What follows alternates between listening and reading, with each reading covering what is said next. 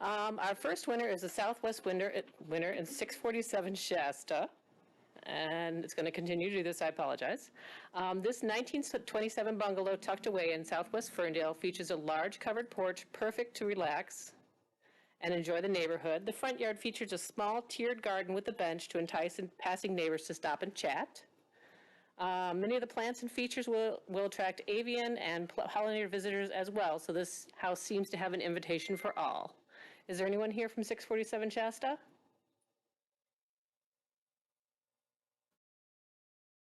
Our southeast winner is 357 Silman. It is a prairie in progress, and this 1921 colonial has removed all the grass from in front of their house and replaced it with natural landscaping and pollinator-friendly plants.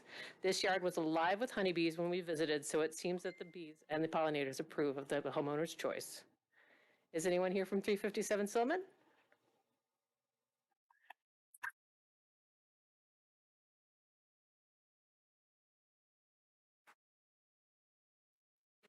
House and your time in Ferndale? Sure.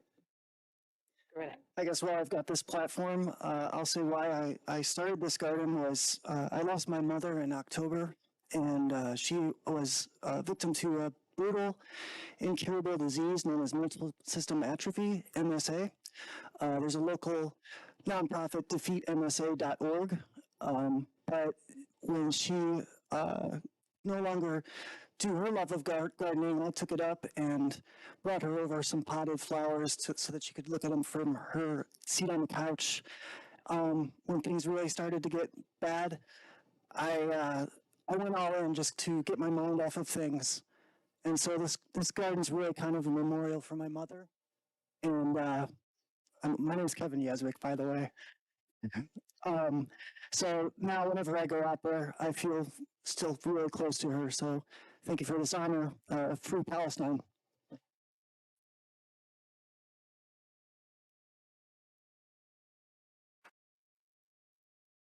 Thank you. Our northeast winner is 240 East Oak Ridge. The current owners of this 1922 bungalow have been there for 21 years. 3 years ago, they decided to breathe some fresh life into the house, overhauling the front yard, backyard, and much more, working with the great bones they already had. They expanded the beds and added new color to the front through paint and bright fresh flowers and cool green foliage. The lanterns hang for a touch of architectural surprise, and the house shines on the block. They were unable to make it hit tonight, and we will drop off their certificate to them. Our northwest winner is 573 West Camborne. This 1941 colonial is a Ferndale staple in the garden and design community. The front of the house is awash in white blooms and layers of foliage. The statuary and pergola off the front of the house help create depth and drama in the yard. We wish congratulations to 573. Is anyone here from 573?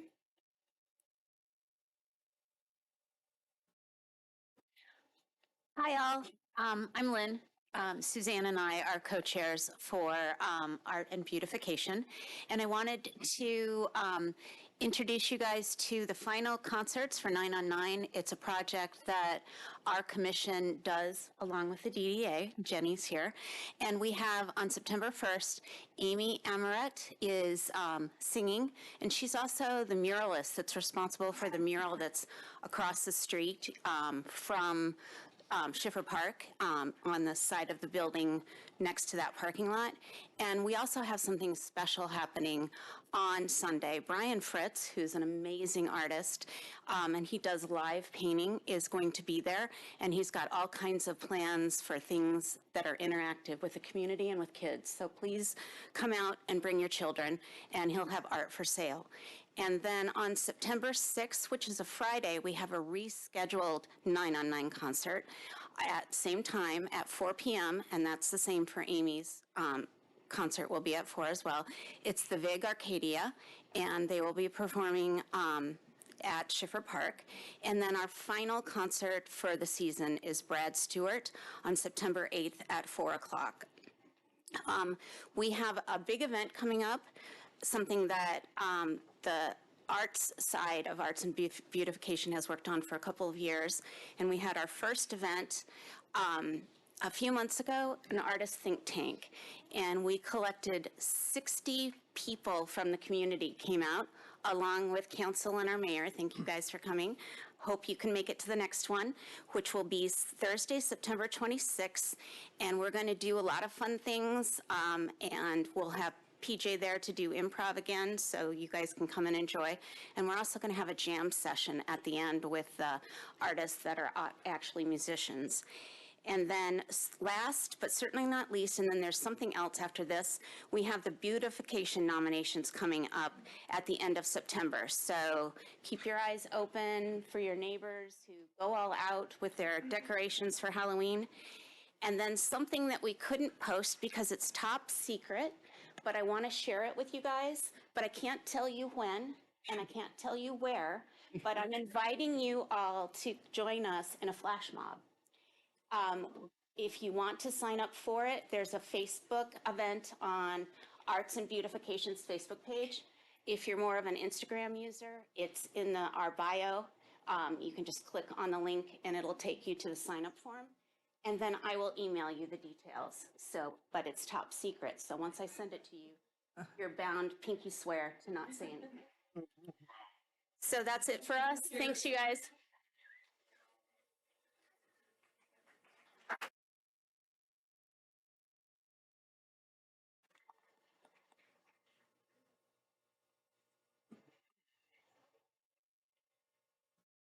You. So just to kind of have some expectations, audio is, we may have some issues throughout, so I just want everyone to be aware of that. But right now, we seem to be going well. All right. Our next presentation is the Citizens Police Advisory and Review Board Annual Report.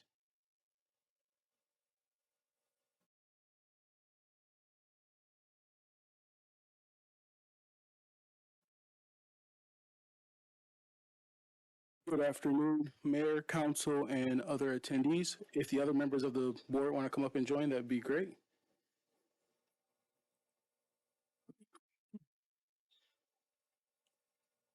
So today we'll be presenting our very first annual report for the Citizens Police Advisory and Review Board. The board members for the board are myself. My name is Greg Brown. I'm the chair. Mindy Couples, unfortunately, she cannot be here. She's the vice chair. Nadir Omowale, he's our secretary. Dawn Whitman, she's our board member. And then Dr. Gruber cannot be here as well. The Citizens Police and Advisory and Review Board history. In early 2023, the Ferndale City Council approved the creation of the Citizens Police and Review Board. Applications for those interested in volunteering for the board were accepted in March, and in June of 2023, the CPART positions were announced and meetings began in July of 2023. The purpose of the CPART board is to foster open communication between police leadership and the community, provided greater transparency for police conduct, complaints, and use of force reports, and the processes that follow, and to improve and strengthen police-community relations through enhanced transparency, review of policy conduct, and opportunities for community input on police policy. This is taken directly from the CPART policies and procedures.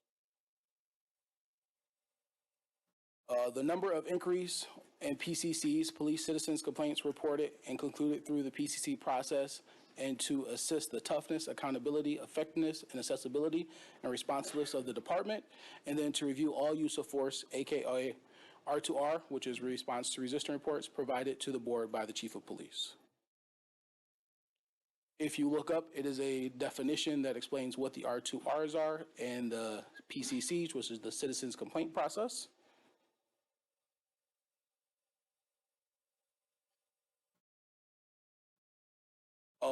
Year one of the police case reviews, it will show the number of cases that we have reviewed. The PCCs from January to July for this year would have been 5. The R2Rs are 18.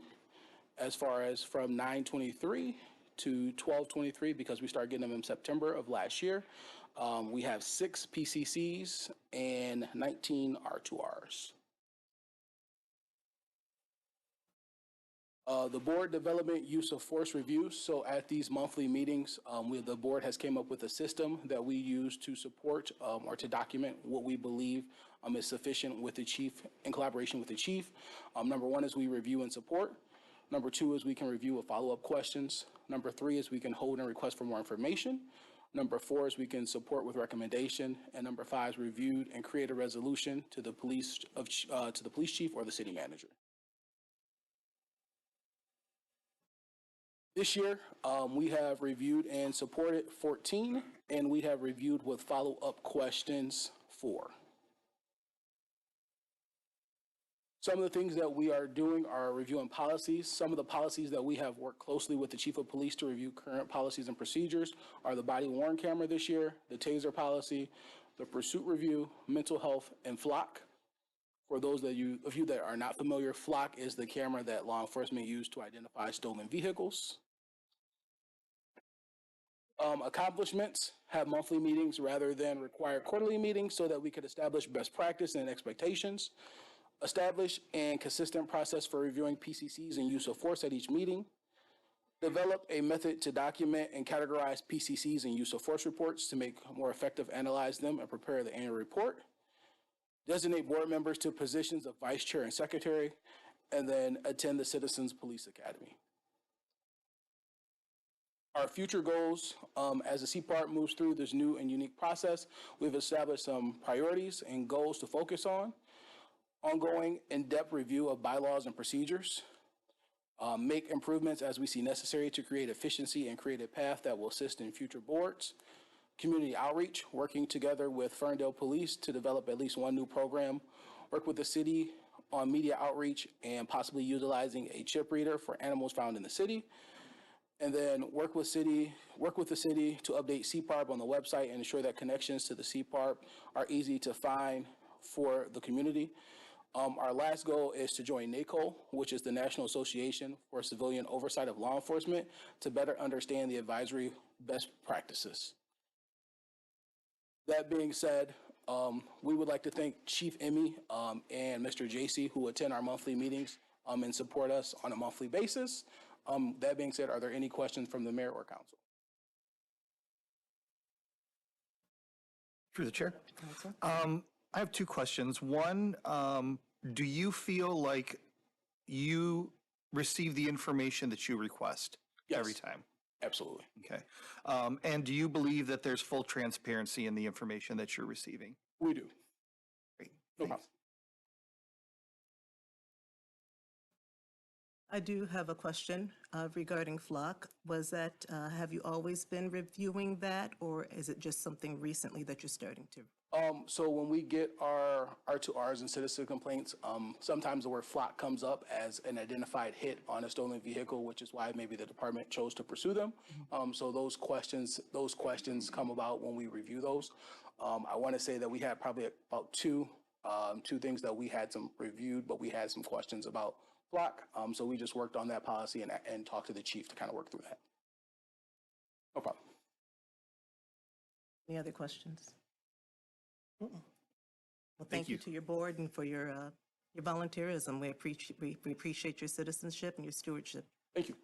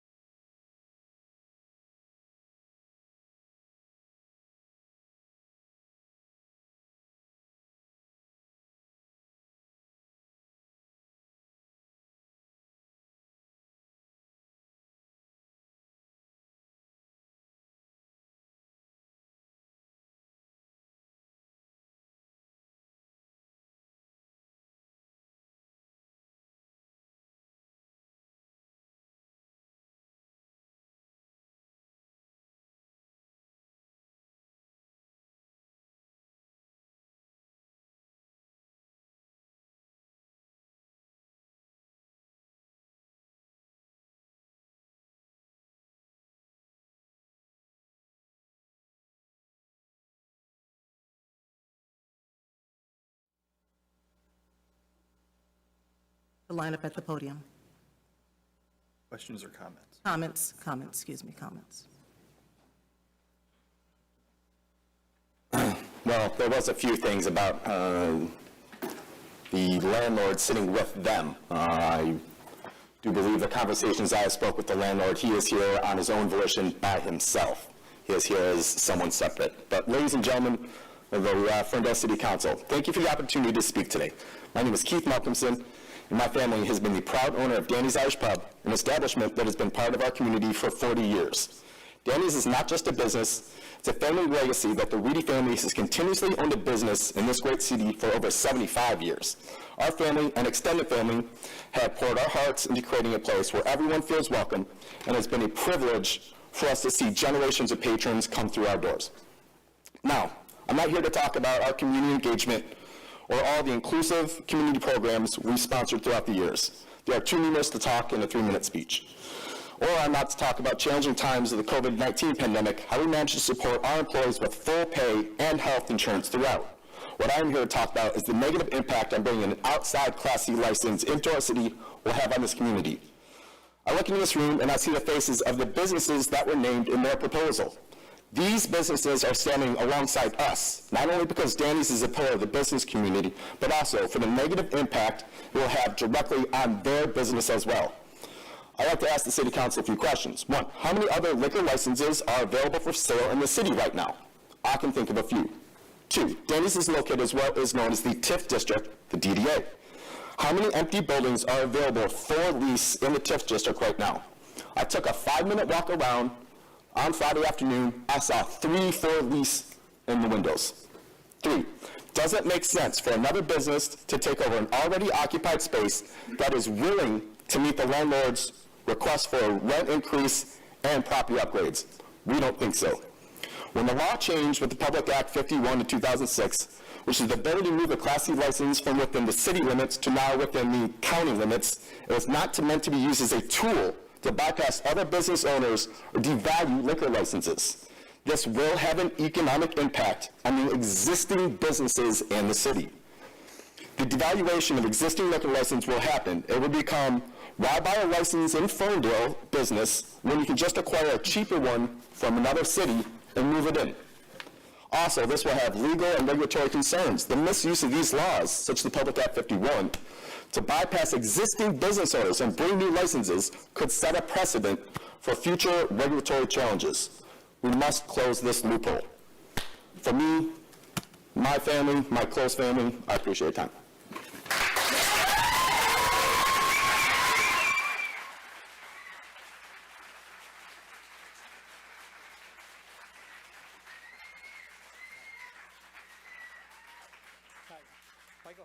I'm the owner of the restaurant House by You, just down the street from Danny. And I was just thinking, I've seen 50 of those envelopes come across my desk, as a license owner, about new licenses coming in. This is the first time I've ever seen one like this that says, basically that I saw Danny an hour after he received his letter, and opening it up and telling them that someone else has taken over the space. It had to be just absolutely devastating.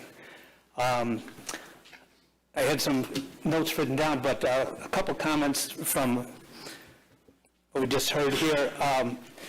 The Liquor License Review Board that looked at this application, they looked at it. Did they get any input at all from the current, from Danny's? Did they look at this at all? He's a current leaseholder, and did they consider or talk to him or poll him or see what his thoughts were about this when they made these decisions?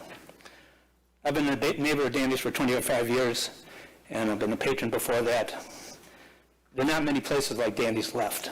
It's not polished, it's not stylish, it's just a good neighborhood bar.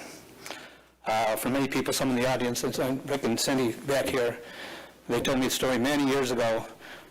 They've lived all over the country, and driving around, and they stopped in Danny's on a Sunday afternoon. I think they were talking to a bunch of the crew from Deal, and they said, "This is where we're going to live." And a lot of people have stories like that. It's obvious all that Danny has shown his commitment to keeping the bar running. It's obvious he shows his care for his employees, and he's provided a welcoming place for all the Ferndale community. And it'll be a sad day for Ferndale to lose an institution like Danny's. Thank you.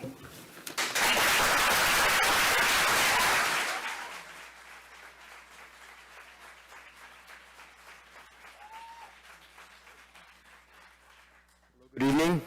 My name is Oscar Renat. I'm a resident of 426 Albany, and I'm also a co-chair of Ferndale Business Association. I'm here, and I brought my mascot with me because he's dear to my heart. But it is very hot today, so hot. You know what would be very hot today is to preserve a long-lasting Ferndale business. Denny's is not just a bar. It's not, someplace you can go and get a burger. Denny's is an institution of Ferndale. The very cloth that Ferndale was, is, and hopefully will be. I'm here to plead with you. I know that there's only so much you can do in your powers. Right? You can't reverse the lease. You cannot, change the course of time. But there's something you can do is to save one of the most influential, one of the most soulful organizations in Ferndale, Denny's. Thank you so much, and have a good night.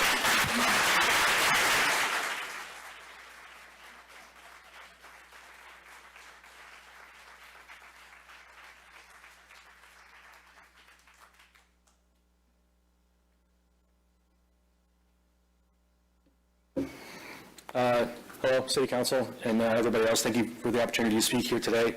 My name is Sean Kelly. It's my wife, Janelle. We live at 2026 Lates Road, just across the train tracks. We've been the Ferndale residents for about 10 years now with our two dogs, actually longer than 10 years. And we've enjoyed every single moment of it. The parks, the community, the camaraderie of the community. Everyone banding together to understand a singular goal of community. To accept anybody, and of course the downtown scene. Being a part of the landscape for 40 years, Danny's has been our home for a quarter of that patronage and occupation. Janelle and I both worked there. She's worked there for about 7 years now. It's more than just a liquor license or another bar in town. It's a home. We spend a lot of time there. Thanksgivings with Jimmy, because our family is all out of town or whatever it might be. I've built 5 bars and restaurants in my tenure as a restaurant person, and every one of them I've tried to instill a little bit more of Danny's heart and soul in each and every one of them. We're not only patrons of Danny's, but we actually are now bar owners, which is good. Hanson's Hall in Oak Park, about a mile and change just west of here. Along this process, we've understood what Danny has put into not only developing a space, but just opening it in general. Running it for 40 years is something we aspire to. And what Danny and Keith have brought to the layout of this industry would be lost if we lost them, if we lost Danny's. Without family-run places like Danny's, the landscape of our industry and our city shifts in consideration. I'm not totally certain that it's always for the better, but I hope that the council and obviously the community here appreciates what it means to be a part of the zeitgeist, not only of the city, but of an industry. I think Oscar said it right, there's not a lot like Danny's left, and that's not a bad thing. Moving forward isn't necessarily always shutting everything out from the past. Caring about what this institution meant and means everything. We're not throwing away something that's bad. We're continuing on with something that's been good. Thank you for your time.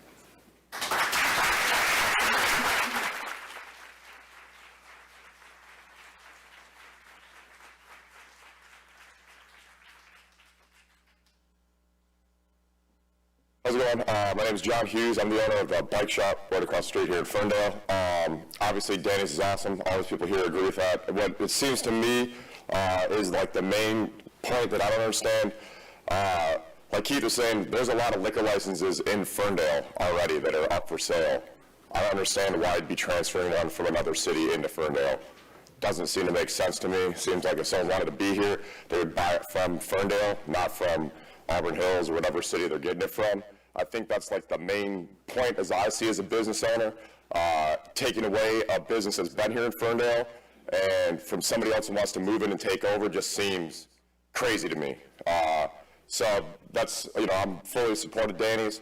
I just think that's the thing a lot of people really need to, focus on is why should somebody from out of town be able to move a liquor license in here? Go to Grasshopper, Otis Supply, right across the street. They're selling a liquor license, right? There's a lot of liquor licenses available. If you want to be in Ferndale, get the liquor license from Ferndale. I don't think it should be coming from somewhere else. Thank you.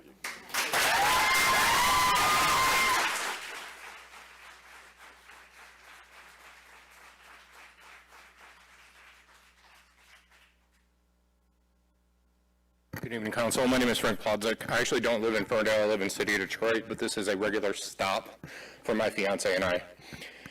I want to bring to attention that Danny already spoke, Keith already spoke. There's an existing lease. There's an existing contract. If the city council votes in favor of this, you are suborning breach of contract. You are liable as well. Second, Mound, I forget the full name, was incorporated with the state of Michigan May 31st of this year. You're talking about a business that's 4 months old versus one that's 40. Why? Everybody else has already touched on it. Last but not least, the condescension coming from the attorneys in this room is beyond deplorable. Thank you for your time.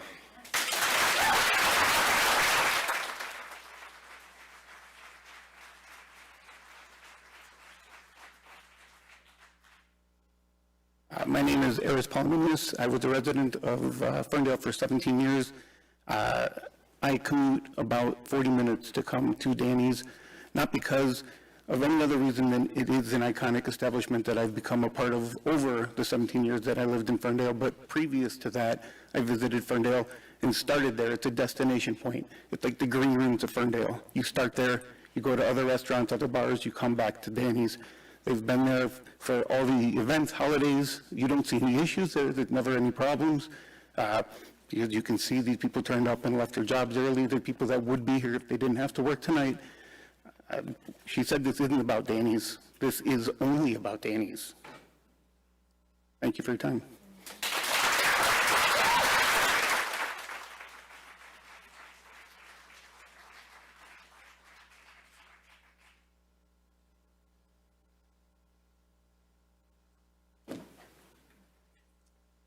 Hi, my name's Maggie McCabe. I'm not a Ferndale resident. I live in Royal Oak. I was born and raised in Royal Oak. I'm a musician in the area. And I've worked with hundreds of bar owners. And I can't tell you what it means to have a bar owner like Danny. Every bar takes on the personality of the person that owns it. And there's nothing like this place. I live in Royal Oak. I don't go to Royal Oak anymore. You know why? Because all the good places are gone. If you get rid of Danny's and House Bayou, I'm telling you, that's the last straw for me. You won't see me here again. It's like all the heart and soul is going to leave this town. I just can't bear to see it anymore. It's a sadness that I just cannot comprehend. And you can't let something like this, that has so much passion in this room, leave your city. You can't buy that. You can't buy it. You can't buy it. Please, whatever you can legally do, hold on to the soul of your city. Hold on to it with everything you've got, because it's all you got. Thank you for listening.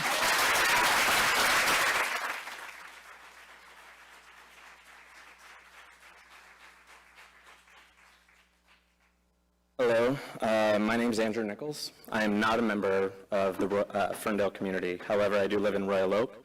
I do have a business that's very prominent, which a lot of the business owners here do carry me. I own a company called Pride Water LLC. We donate back to local organizations that are within the community. And I can tell you, I'm here speaking not only as a regional manager and a local bar owner in another city. However, I have never met Danny, but I can tell you as a member of the LGBTQ community, this man has a lot of respect. when you talk to people within our community, Danny's is one of the places in this city where people feel comfortable to go, that they feel accepted, that they feel a part of the community wherever, like anytime that they walk in the door. It feels like home. I'm a member of the Ferndale Elks as well, and I know 100% of having establishments in your community that have had that kind of impact.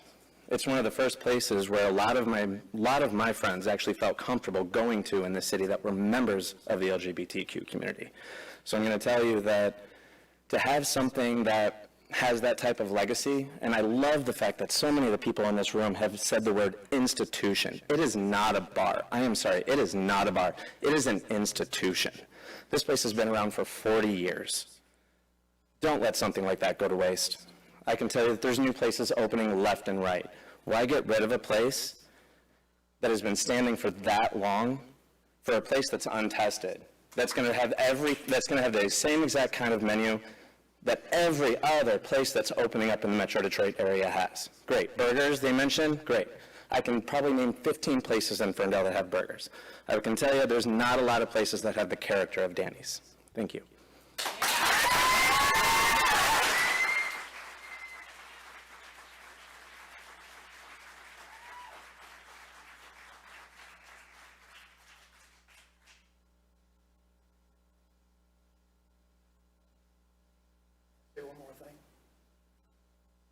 Oh, you can come, it's a different, you can come up again, yes. I'd like to make one last point. Nobody will be hurt by denying this transfer. Landlord will have a lease. The liquor license that they have can be transferred to any empty building in Ferndale that's for lease, and there are several. And we'll have a bar that we'll continue to love in the city of Ferndale. And I just hope you'll take all that in consideration.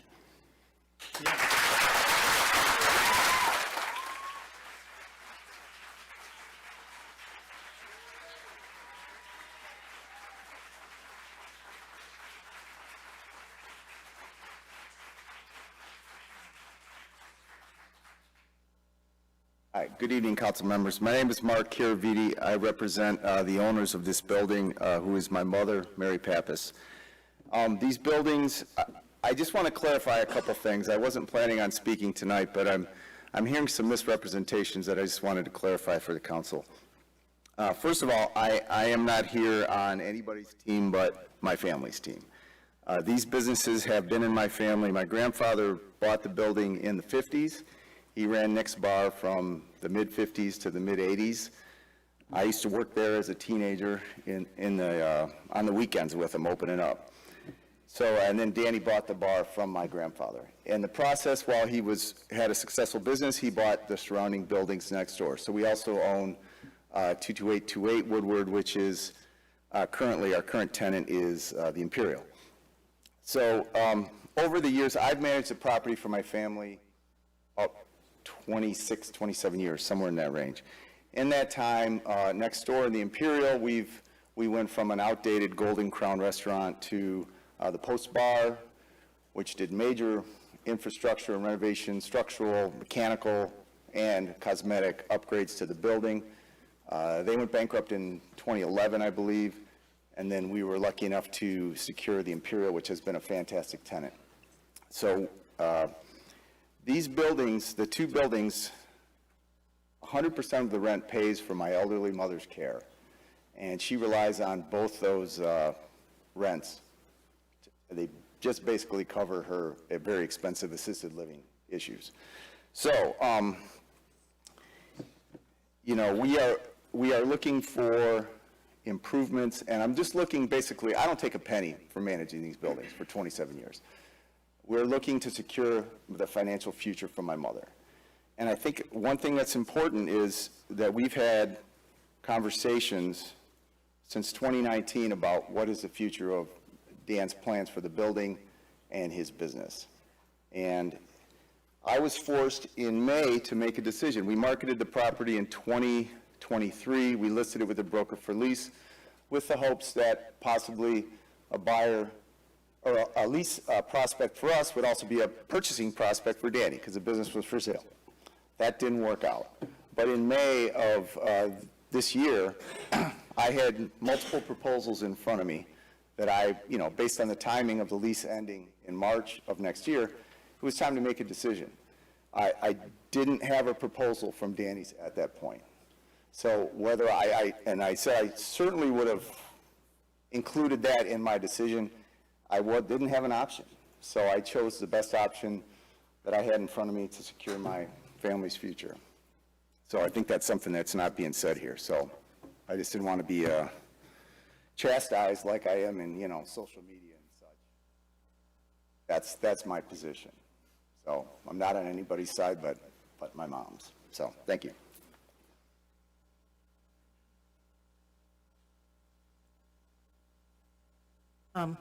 We have, yes.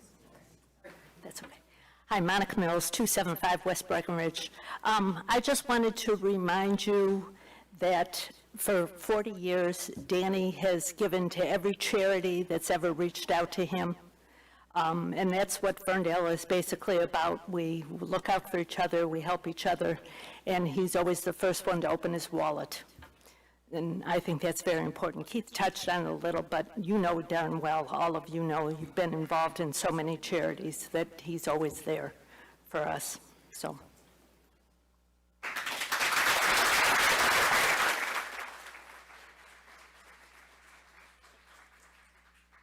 Hi, my name is Jenna Derrig. I don't live in Ferndale. I don't work in Ferndale. I volunteer run the Ferndale Elks Bar. I did run the Post Bar for many years, so hi Mark, nice to see you. I will say this, having so many years as this man's neighbor, the amount he gives to this community is unrivaled. He opens on Christmas not because it's worthwhile, it's because people need somewhere to go to have family for Christmas.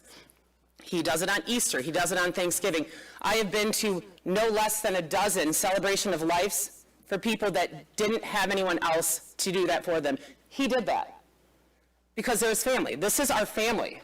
This is what we're here for, and I can tell you, I'm a bar owner in Royal Oak, and to have to open up the city of Ferndale's notice to find out that someone's trying to bring in a liquor license to your establishment, that's how you find out, that would be absolutely devastating to me, and I cannot even imagine that he's still here doing it every day, and he is honestly the most generous, magnificent person I've ever met.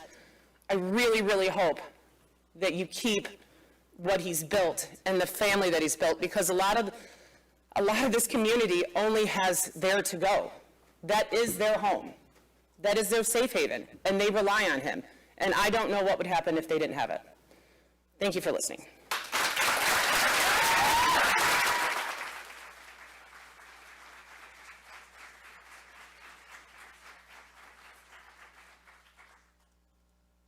Oh, goodness. I didn't know if I was going to do this or not, but I'm going to do it. Janice Thema, Jay's Penalty Box, 22726 Woodward Avenue. 9 years ago, almost to the day, I came up here to talk to you guys about Jay's.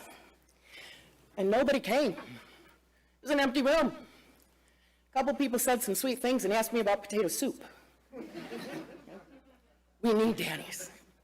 So that day, when you guys all voted yes for me, I went and celebrated with that guy. And the day we signed and it closed, I went and celebrated with that guy.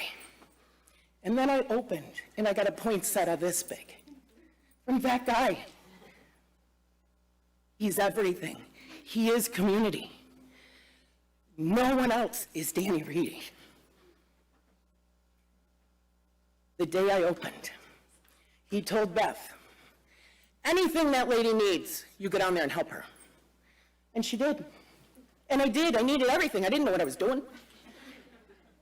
That's my friend. Take care of my friend. Thank you.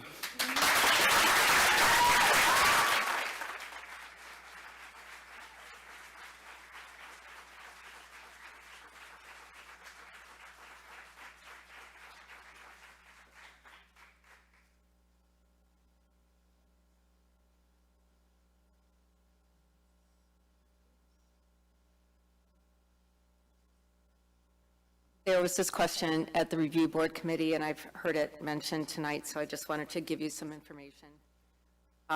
There are exactly 7 liquor licenses in escrow in the city of Ferndale.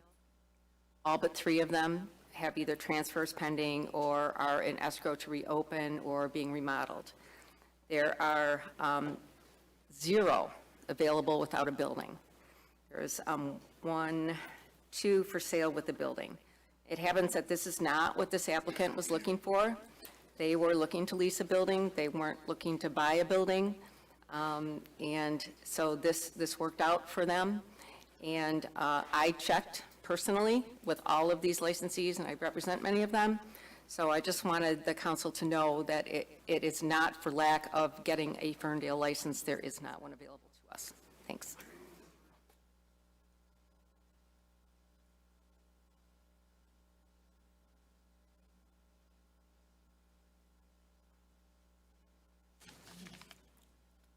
All right, any more public comment before I open it up to council? Okay. All right. I'll open it up to council for discussions.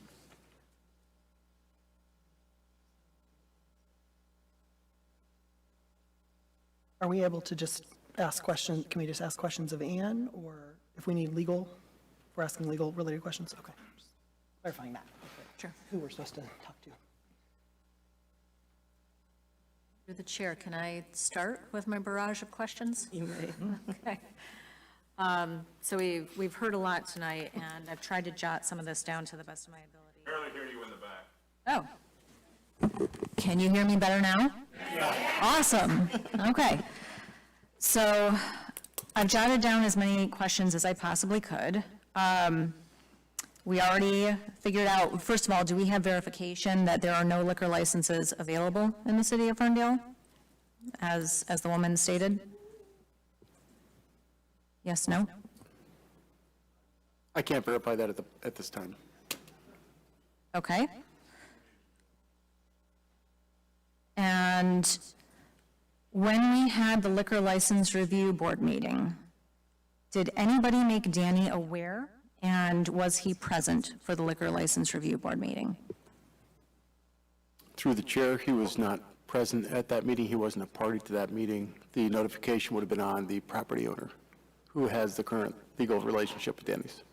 I do believe the DDA director did reach out or attempt to reach out. Okay. Who else gets notification during the liquor license board meeting? It's a publicly noticed meeting. The notification for the public and liquor licensees occurs through the public hearing process, which we're experiencing tonight. But the actual review, no, there's no notice requirement for the public hearing for a liquor license review committee meeting. Okay.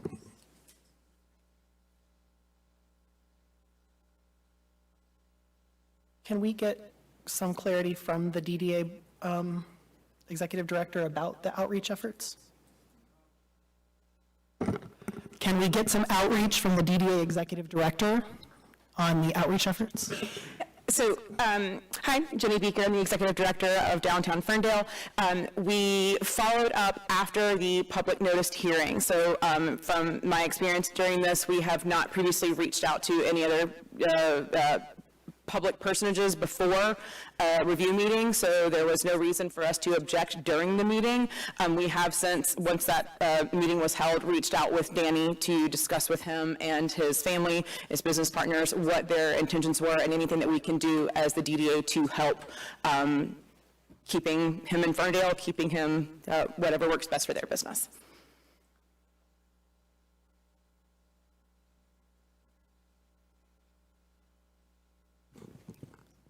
So I do have a couple questions, and I guess this would probably go to the property owner.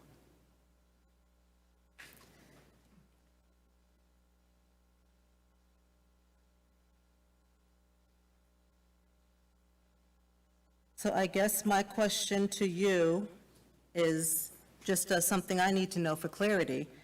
Why do you believe, or why are we receiving the message that it's the sentiment that Danny's will no longer exist if this liquor license goes through? Can you share that with us at all? I'm sorry, I didn't quite understand the question. So my question is, as I've been hearing it quite often.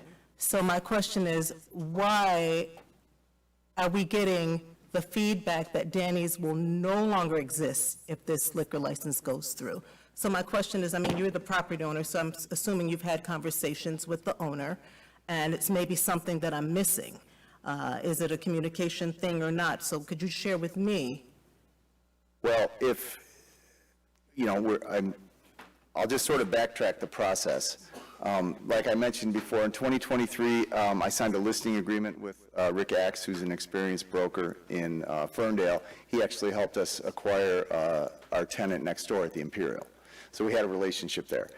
So, you know, and when you sign into, as you know, you sign into a listing agreement, you're contractually obligated to have that broker, it's his job to find the prospects and bring them to you and lay out the proposals. So all proposals come through that broker. So in May, when I made the decision, unfortunately, Danny's was not on that list of people. Now, his business was for sale. He was talking about retiring, selling the business. It was my hope that, you know, one of our prospects would purchase the business, and that's a win-win. Danny retires, the building gets upgraded. That's a win-win for everybody. Unfortunately, that didn't, you know, transpire that way. But Danny's, you know, if the liquor license is approved, it's under my understanding, and I'm, you know, pretty well versed in the leases because I've done several of them. Danny's lease expires February 28th of 2025, which is when the new tenant would take over. Danny's pub would, if that all gets approved, would cease to exist at that property. He has every right to move it to another property, but his lease is expired and there are no extensions. And like I said, unfortunately, selecting Danny as the next tenant in our building was not an option in front of me when I made the decision in May. I received a proposal last week. So, and I'm already obligated. So, I hope that answers your question. Thank you. Through the chair, since you're there, Mark. Pardon? Through the chair, since you're already up there, can I ask a couple questions? Oh, of you? absolutely. Yeah, that's why I'm here, to answer your questions. Okay. What improvements were you looking for within your facility? Well, the building, you know, it looks very similar to when my grandfather ran it. Mm-hmm. You know, it's dated. So, you know, of course, we'd like to see improvements. Before I even marketed the property, I've done a few developments. That's not my full-time job by any means.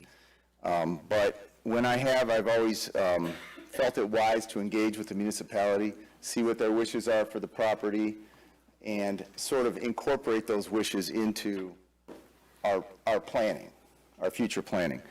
So I spoke with Dean Lent, the city clerk, and he just sort of gave me a rundown on liquor license options and how those work. I spoke with Christine Ross in planning. She gave me probably the most helpful information as far as what the city likes to see. Really, their main goal is improve the pedestrian experience. Open up the woodward side of the building to the patio with more windows, more engaging for foot traffic to come by. She also kind of ran down, clarified, since we're within the DDA, parking restrictions, zoning options, which are very flexible within the DDA, that kind of stuff. I spoke with Scott Worthington in the building department. He just gave me some rough timelines on submittals and renovation plans. He mentioned, potential new fire code, and he referred me to Dennis Barr. Dennis was very helpful in just kind of filling me in. So I had that information, and that was so I knew what the city wanted. I know what we wanted. We wanted, long-term security for the income, because my mom can't afford to miss, when we went through a bankruptcy in 2011 with the Post, and my mom lost $70,000 in 6 months. And in reality now, a break in income in these buildings translates into my mom having to move out of her place where she's at, or me and my brothers having to come up with the money. So I'm looking to secure the future of of the next lease. And, you know, we're under a year away. So as a property manager, it's my job to secure, you know, the financial future as well. And it's just, you know, overdue, in our opinion, for refurbishing. We've had 2 major renovations next door in the amount of time I've, you know, been involved with managing the properties, and none at Danny's. So we just feel it's time to modernize and beautify the building. I am so curious about this. Is it common for landlords in commercial spaces to renovate their buildings on the backs of their tenants? The tenants Pardon? just pay in? Oh, yeah. Yeah, for example, when the Post Bar came in, they put over $300,000 into the building. It's common for landlord contribution to leasehold improvements at about 10% of the overall. You know, when the Post, I'll just use the Post example because that was the biggest one I was involved in.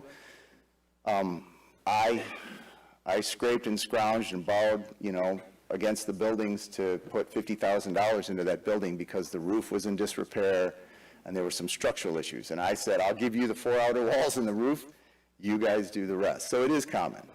Okay. That's something that's negotiated, but 10% is about the average.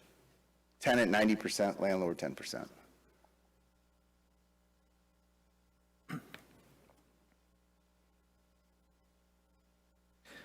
Through the chair, I have a question for our corp counsel. Several of the public commenters have noted potential legal or liability issues related to this transfer. I'm wondering, you know, does our approval of this license in any way, let me scroll back through my notes, suborn the lease, or would it suborn breach of, you know, noting that On our contract. It's not our contract, it's a contract between the landlord and the tenant. So it is not a contract between the city. The city is not involved in that contract at all. From listening to the property manager, I believe the lease with Danny's ends in February of 2025, and that's contractual through the property management and Danny's. That's exactly my understanding is we are, you know, we're in a current lease through February 28 of 2025. And Danny has fulfilled all his requirements of the lease, and so have I. So as a follow-up question, there's nothing this council could do tonight to force the property owner to let Danny stay. This is a private matter between a landlord and a tenant. No matter what action we take tonight, Danny's lease ends in February. There's nothing we can do to prevent that. That's not for this body. Correct. The public notice, the hearing today is about the liquor license, not about the contract between Danny and... Legally, I'm obligated to honor the agreement with the Miracle Mound Group unless they don't, you know, they have contingencies they need to fulfill. But if they fulfill those contingencies, I have no option to decline them legally. They have an option to back out, but I don't. Excuse, just a moment. So in council, we have discourse with dignity. When someone's at the podium, we need to let them speak, just the same courtesy I would give all of you. So please just let them finish. You want me to restate that? Please. Madam? Yeah.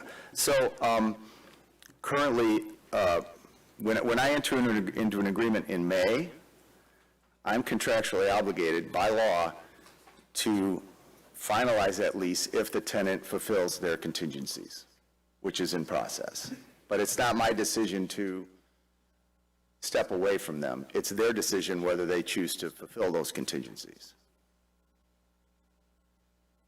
And Madam Chair, one final follow-up on kind of in the same lines.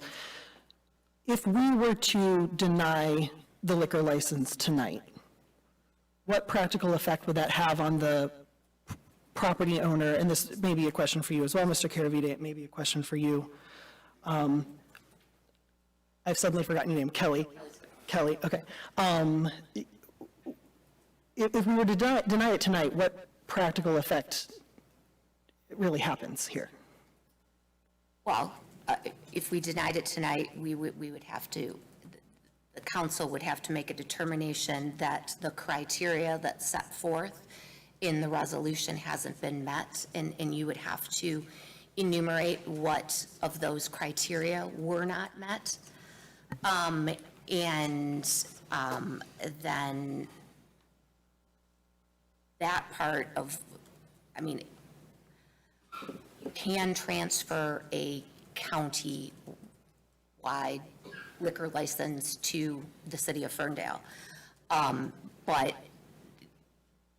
the legal ramifications, I don't know what would happen with regards to the private contract between the landlord and the tenant, the new tenant. Well, I can speak to that if you like. From my knowledge, the Miracle Mound has a time frame to fulfill their contingencies. If they don't fulfill those contingencies, they have two options. They can proceed with the lease and commit to it, not fulfilling those contingencies, which is highly unlikely. They would most likely walk away, I would imagine. And then I would be in the position to where I would then restart my search.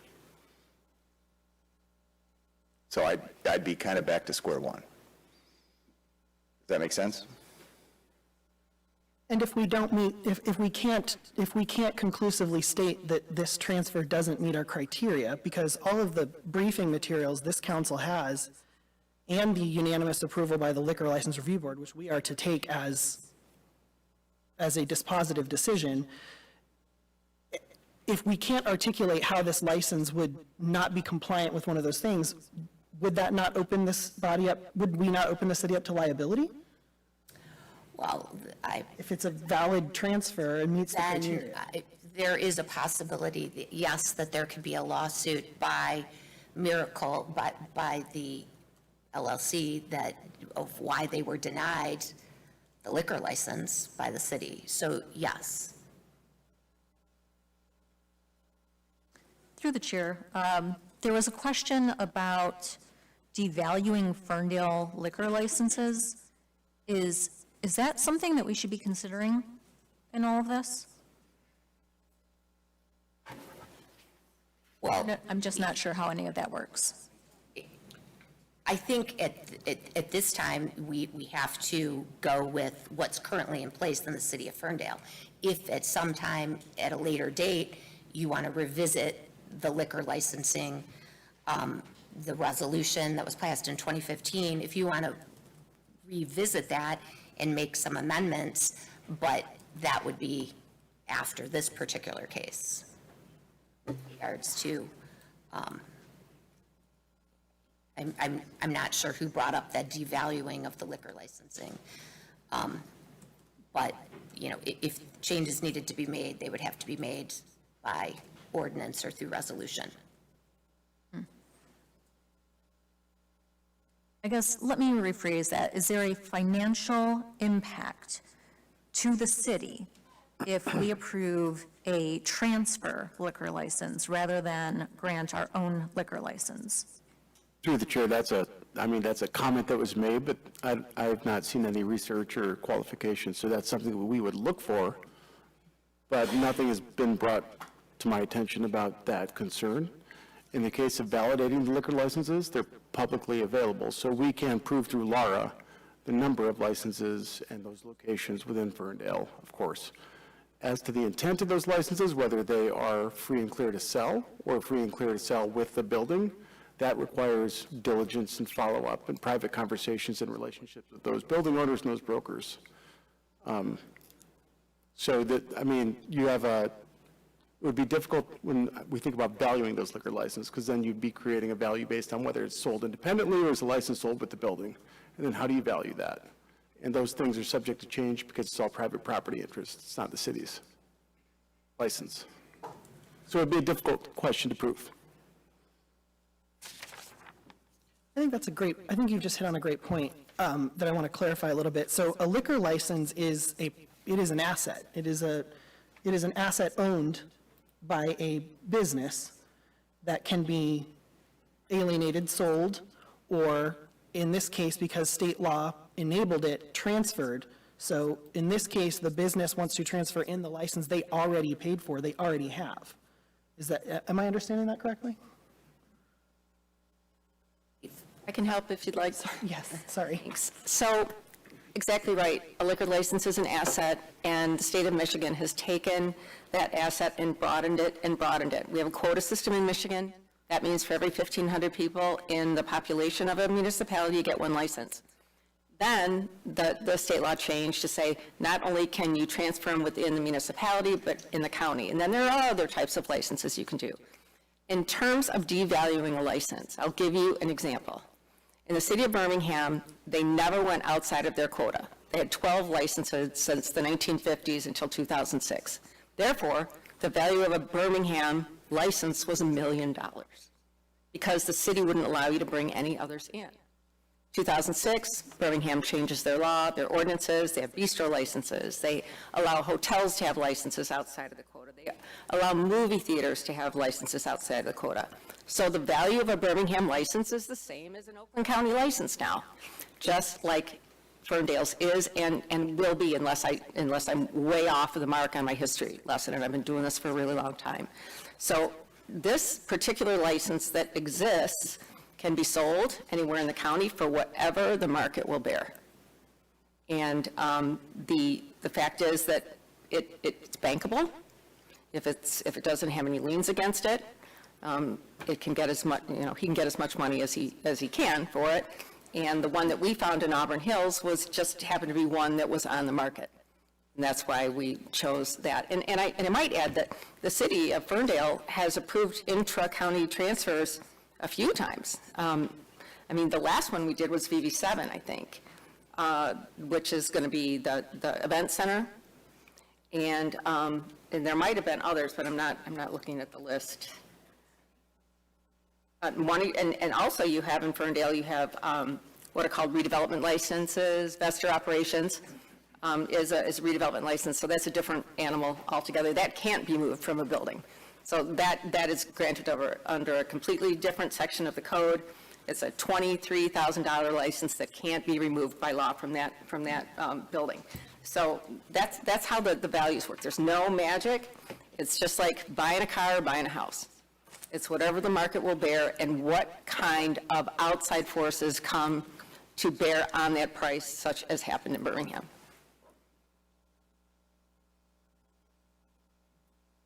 I have another question of clarity. I think, Mr. Kabizi? Karabizi, okay. Everybody gets it wrong. I think you mentioned that there was opportunity to discuss this at a May date at some point, but it wasn't discussed between you and Danny's as to what they wanted to do. Is that what I'm hearing? We started conversations, I initiated conversations with Danny in 2019. Our previous lease ended in 2020. So prior to that lease, I initiated conversations about what are your future plans, specifically, like, do you have a succession plan if you no longer run the business? What is there? And he didn't have a specific plan to communicate to me. So, and I said, well, what happens if, God forbid, health reasons you can't run the business? And he said, well, I'd sell it and retire. But having gone through a previous bankruptcy, I know that for us, that could mean as little as 6 months, as long as 12 to 18 months of a rental gap, which my mom can't afford. So that's concerning to me as a landlord. So, and we signed a lease in 2020, and he preferred a 5-year lease. I offered a lease that is 5 one-year leases consecutive, and they were cancelable by either party with 6 months' notice. And that lease was sort of designed to easily accommodate a new tenant, either via sale or we didn't know how it would work, but that lease was designed for that. And then 2023, I listed with the broker. I notified Danny, we talked about it. He knew the broker. He ended up putting his business for sale with a business sale broker, a different broker, but we were both kind of marketing the place simultaneously and in communication about that. So I'll be completely frank with you. My first thought was to, notify Danny myself, and my attorney and my broker strongly recommended against that. And they said, well, and they said it would be, and that's the honest truth. And I thought, wouldn't it be better to hear it from me? And their comments were many, but one of them was, you'll receive a lot of backlash once the notification goes out. And sure enough, if you've read any of the forum posts, I've been lambasted on social media for being a greedy, slick developer, which, I think is inaccurate. But I'm somebody who's looking out for my mother's best interests. Another question of clarity. Considering that the lease is up next year, is Danny's even being considered? I mean, I think I heard you say that they were off the table. So is this up next year or? They weren't off the table by me. They never submitted a proposal to the broker to be under consideration. We spoke with Danny when he finally mentioned, I can't remember exactly when, that his son was now Keith was interested in coming in and basically running the business. Father-son partner deal, but Keith would sort of become the main operator is how I envisioned it. And I said, well, we'll entertain any proposal you submit. I never got one. Oh, I'm sorry. Am I answering the wrong question here? I want to know, I heard you say that their proposal was off the table, so my question is, even if we go through all this, is Danny still, their lease expires in next year? Is that still? Lease expires February 28th of 2025. The proposal was never submitted until last week. And by that time, I'm already legally obligated with another contract. So the proposal will not be accepted no matter what? Well, I legally can't accept it unless the current prospect doesn't fulfill their requirements. Then, and Keith and I had a long conversation about this just a couple days ago. And I said, Keith, I'd love to see a proposal. He told me a lot of stuff that was in line with, our goals are, we had certain goals. I don't need to state them. And his what he was talking about was in sync with the goals that we are looking for. I said, Keith, this had been a great conversation 8 months ago. I can't do anything about it now. I suggested he submit a proposal because, I've learned no deal is done until it's done. I said, so you wouldn't be at the top of the list, but at least you'd be on the list. I said, right now, you are not even on the list. You haven't submitted anything to my broker. So when I guess when I say it was off the table, they never submitted something. It was never on the table. It wasn't an option for me to consider in May. I had 3 proposals at the time. Does that answer your question? Yes. Oh. Certainly. Oh, excuse me. You need to come up to I would have you come up to the podium. Come up to the podium. I want to know if Mark's lease is contingent, the lease with this group Miracle, what is it, Miracle Mound, if that's contingent upon them getting the proof of the liquor license.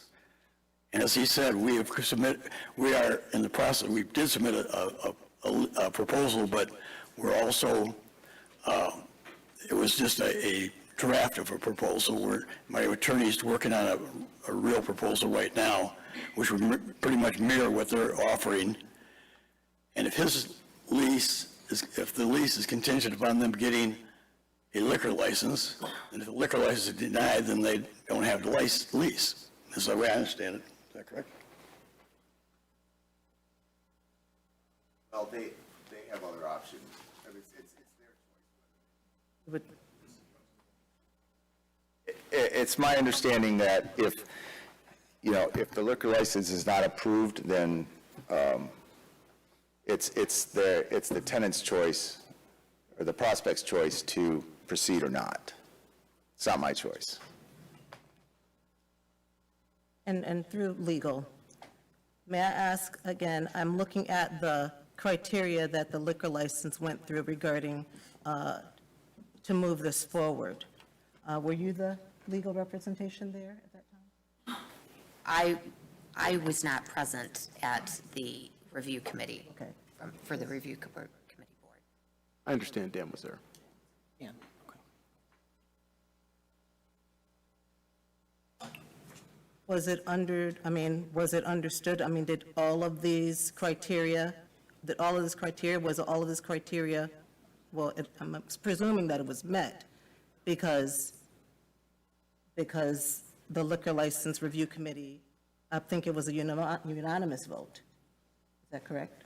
Through the chair, that is the record. And the criteria is pretty objective in terms of the 18 points that the committee looks at.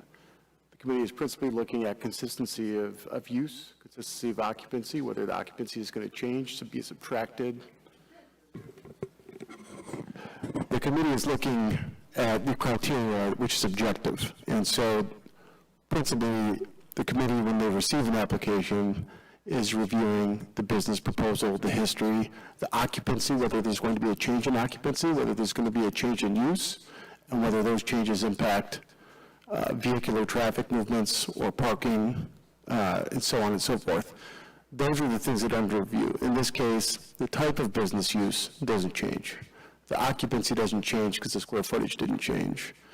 And most of the questions are related to those use type of features and how they would implicate the surrounding business criteria. So it's mostly pretty objective for us, and so those points were met.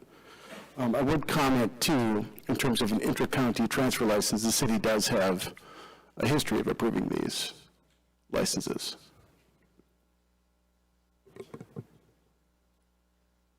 Through the chair.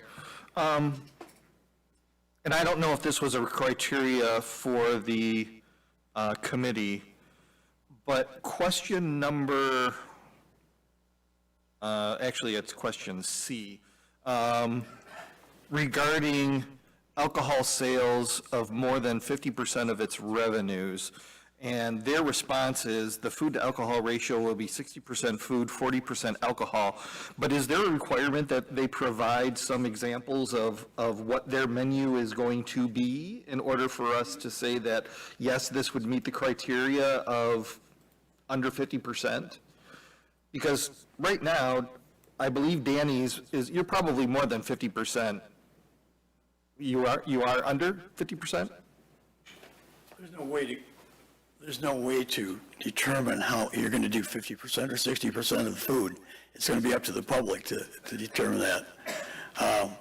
We're surrounded by beautiful restaurants, and people tend to come to us after they've been to the restaurant or before they go there. So, yeah, our food sales are nowhere near that. Yeah. But it also says that a establishment under 5,000 feet does not have to meet that criteria. Correct. But the license that you have is different than the license that's being transferred. No. Is it not? No. You still do the sales on, the sales to the general public? You can sell a six-pack that people can take? Yes, Okay. absolutely. I speak to part of that on their food sales, 60% as well. So I will tell you that we opened it up because we had questions. That's why the owner was here, but now it's council discussion. So, okay, so I'm probably going to get crucified for this, but what we're being asked to do ultimately won't change the outcome. We can't force Mr. Caraviti to renew a lease with Danny's. So I guess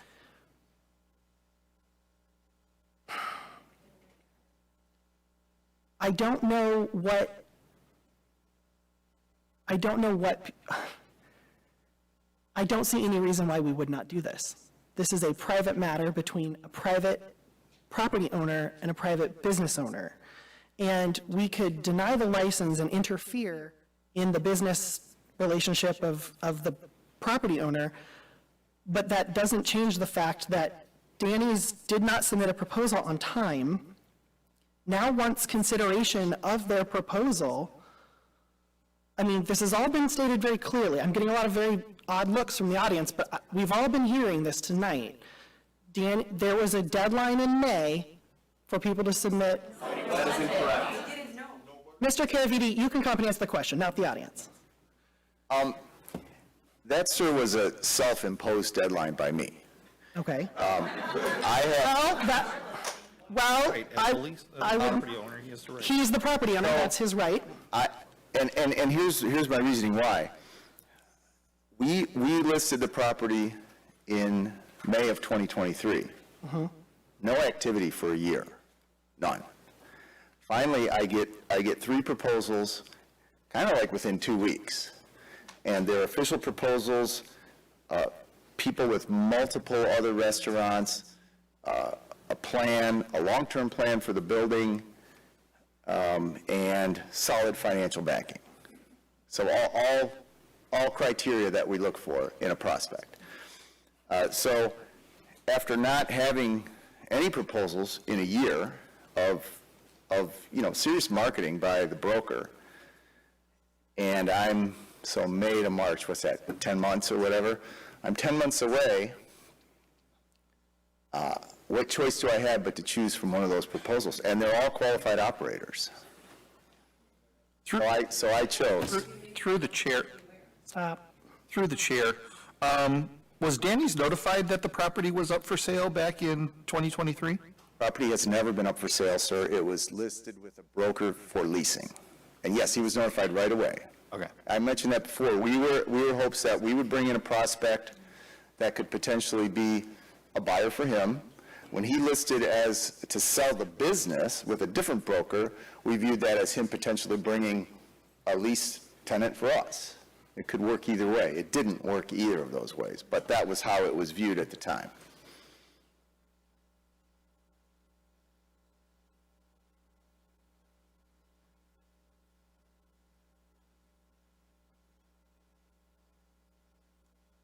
Through the chair, just a couple questions. Legally, can I deny this liquor license based on the fact that it devalues Ferndale liquor licenses? You have to deny, if you deny this, it has to be based on the criteria that's set forth, the 18 criteria, and that is not one of the criteria listed. On the criteria listed, is impact to local resources part of that? Well, through the chair, there is a criteria, there is a question on it that says residency, but that isn't a criteria, it's a question. So are all 18 criteria, or are 18 questions, or some questions and some criteria? So to clarify, I'm looking at the resolution from 2015, those 18 criteria that need to be considered in making the recommendation. Okay. So those are the criteria that I'm referring to. Okay, and that states the criteria listed below shall be considered in making a recommendation to City Council, along with its recommendation to City Council, the review committee, I believe that's the liquor license review committee, shall issue proposed findings of facts regarding the following criteria, and then it's those 18. Correct. criteria, of which one of the questions is whether the applicant is a resident of the city of Ferndale or currently operates a business in the city of Ferndale. Correct. That's number 17. Okay. Yes. And since the applicant does not reside or operate an existing business in the city of Ferndale, that's one of the questions that does not meet the criteria. It's one of 18 questions that are considered. One of 18 questions. Yes. That are considered. But is that dispositive? I mean, any one criteria, I mean, this isn't a all or nothing criteria list. I don't read the resolution that way. May I speak to the These are- criteria? No. It says that I don't read this resolution as saying that this is a list of all must be met. It's that we want them all to be met, but it's not required that they all be met. Shall be considered. Right. Shall be considered, not shall then be approved as a result. Yeah, we shall consider it, but it doesn't mean that we are bound by the findings of each of the questions. Well, it doesn't say must be considered. Well, you're also forgetting that there's A, B, and C, which says that these are the primary criteria. And those are the primary ones set out by state law. That's shall comply. That's A, B, and C. Yes. And the So if applicant 1 did through- comply. If 1 through 18 were to say below shall comply. Right.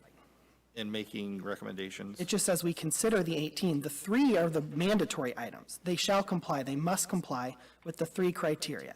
And these are the legal criteria that are kind of under the umbrella of what the state liquor licensing statute provides.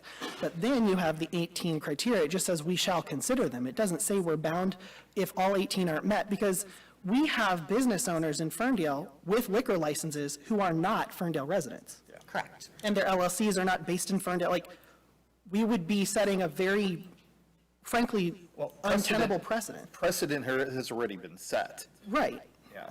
I mean, we can't just suddenly reverse and say that nobody can open a business in Ferndale if they don't live in Ferndale. That's not something we can do, which is what this essentially opens the door for people arguing.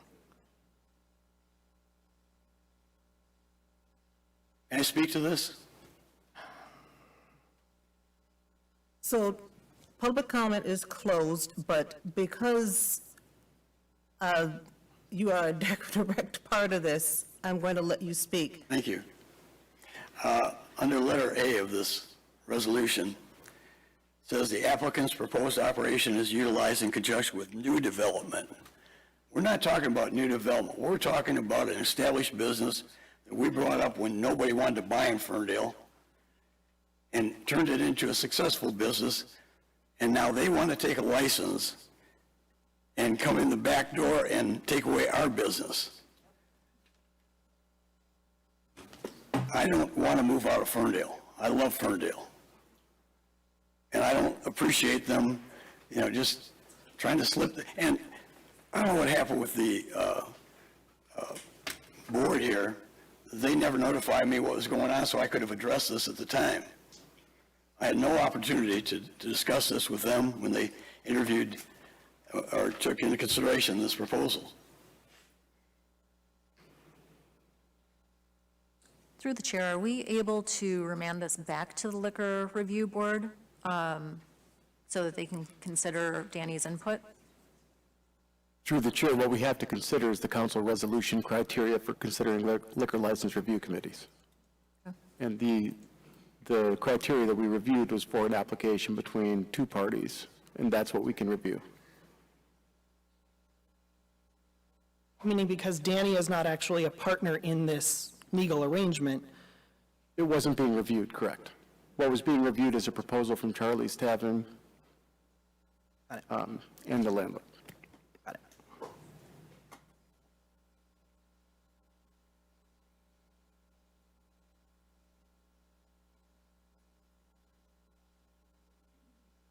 Through the chair, do I have legal basis to deny the liquor license transfer based on the fact that I think it's gross that nobody told Danny about it?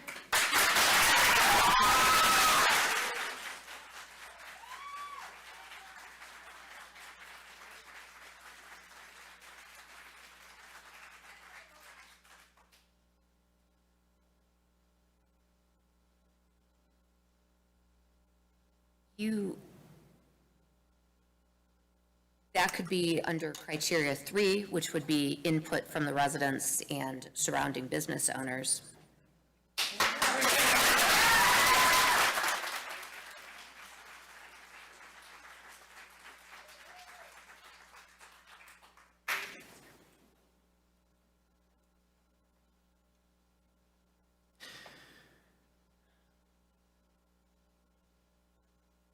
My worry about that is we set a very dangerous and ugly precedent as a community for business owners.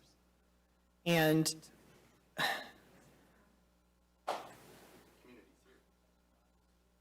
not every member of the community,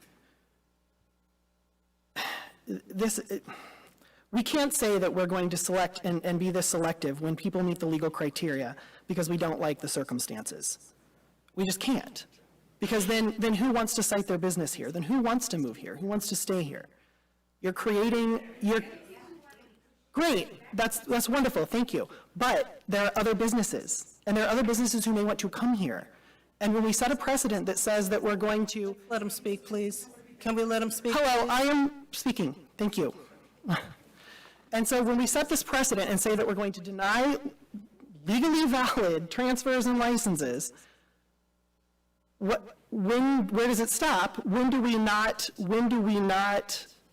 stop saying no? When do we say yes and when do we not? It's extremely subjective. How many community members does it take to then cause us to deny a legal action?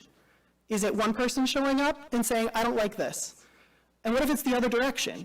What if someone says, I don't want this thing that everyone in the community does want? And I go, well, I'm sorry. Several community members came and they didn't like it.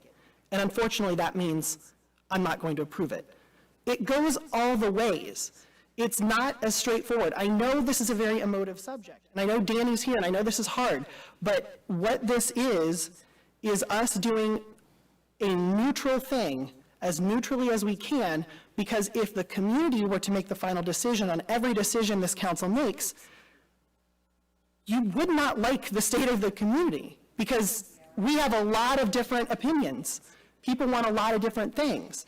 So if I start doing it now and I say, I'm going to say no to something because people don't like the thing, when do I stop saying no? Or when do I start saying yes? Where's the end of it? May I speak? No. If people don't like... I was asking the mayor. Well, I'm speaking currently. That's the thing. Let's let the council member speak and finish his thought, please. I mean, so I understand this is great. In 3 years, you can vote me out. That's fine. Go for it. Do it. All right. May I say one more thing about this? And I do have a question for you. Okay, good. You're talking about setting a precedent. What about the precedence of somebody coming in behind your back and take your license? That's exactly what's happening here. You're going to set a precedent in the city. You're going to set a precedent for businesses coming in here. You're going to tell them, don't worry about it, you can come in here, but in a couple of years, somebody can kick you out without any fight. Well, I came here to fight.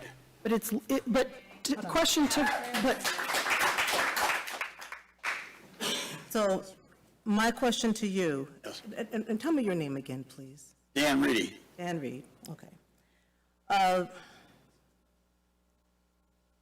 This is just something that I need to do, I need to know based on making a decision here.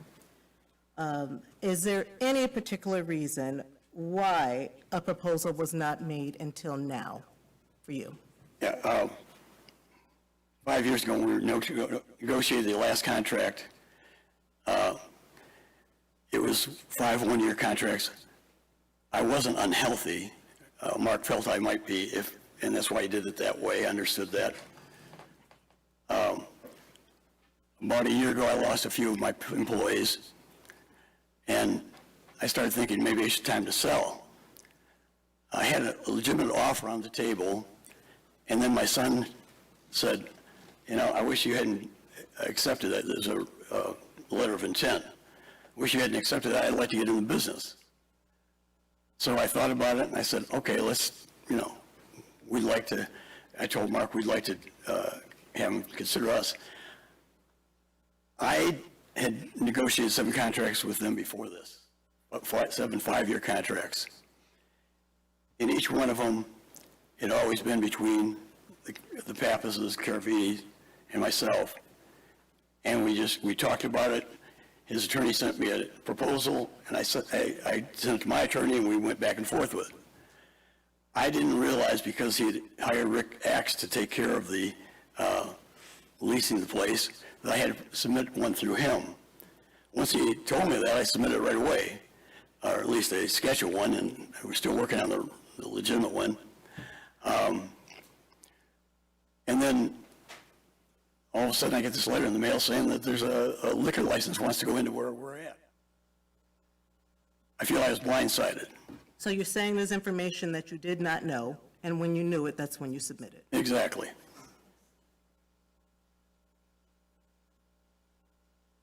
So another question to you is, Sure.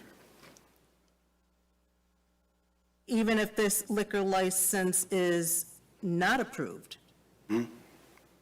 what is your plan for Danny's? I mean, I heard the owner say that he would go through the process all over again. He won't have to go through the liquor license review and have all of the criteria, nothing. He won't have to go through all that. We've already got a liquor license approved here. All we'd have to do is negotiate a new contract, the two of us, or his NMP Properties and myself. So that then begs the question is, why are we even here, and why wasn't that done?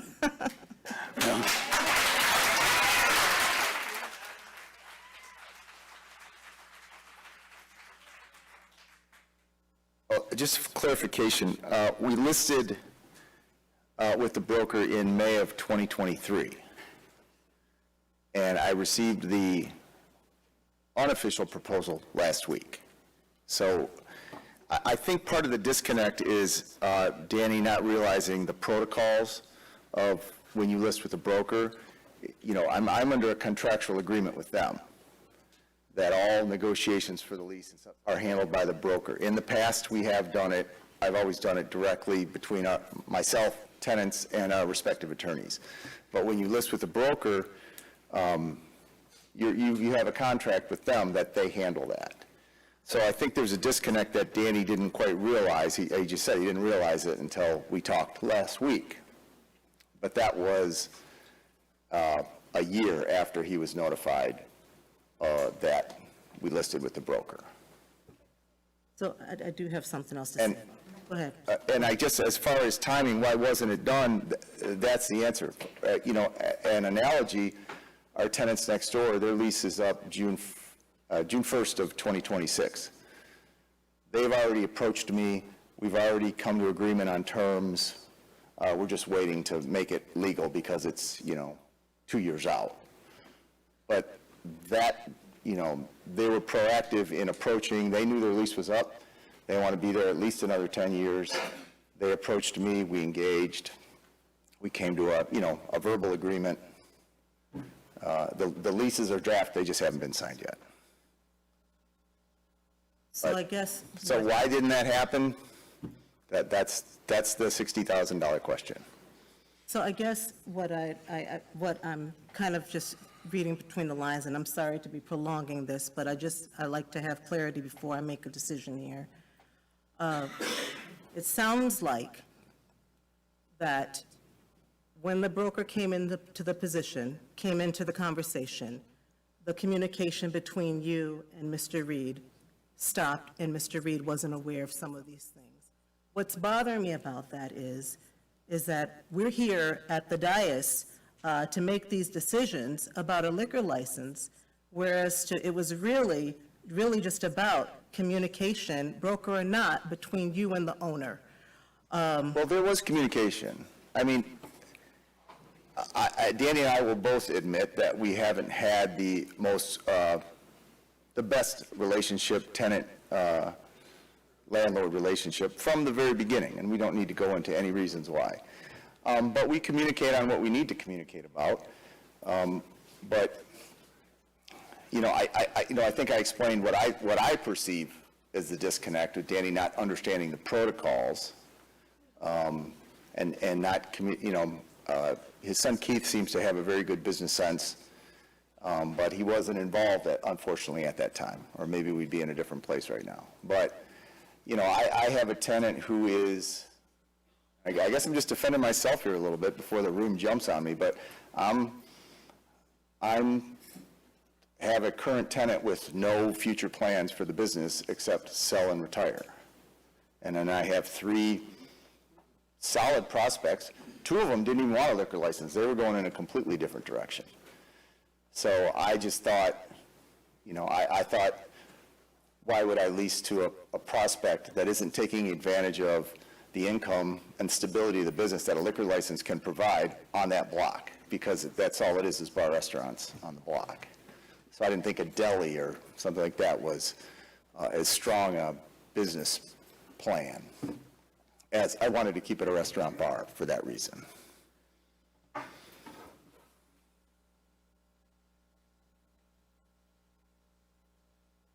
Are there any more questions or comments from council? To the chair, I have just a few, and I promise I'm going to try to wrap it up so that we can make a decision here.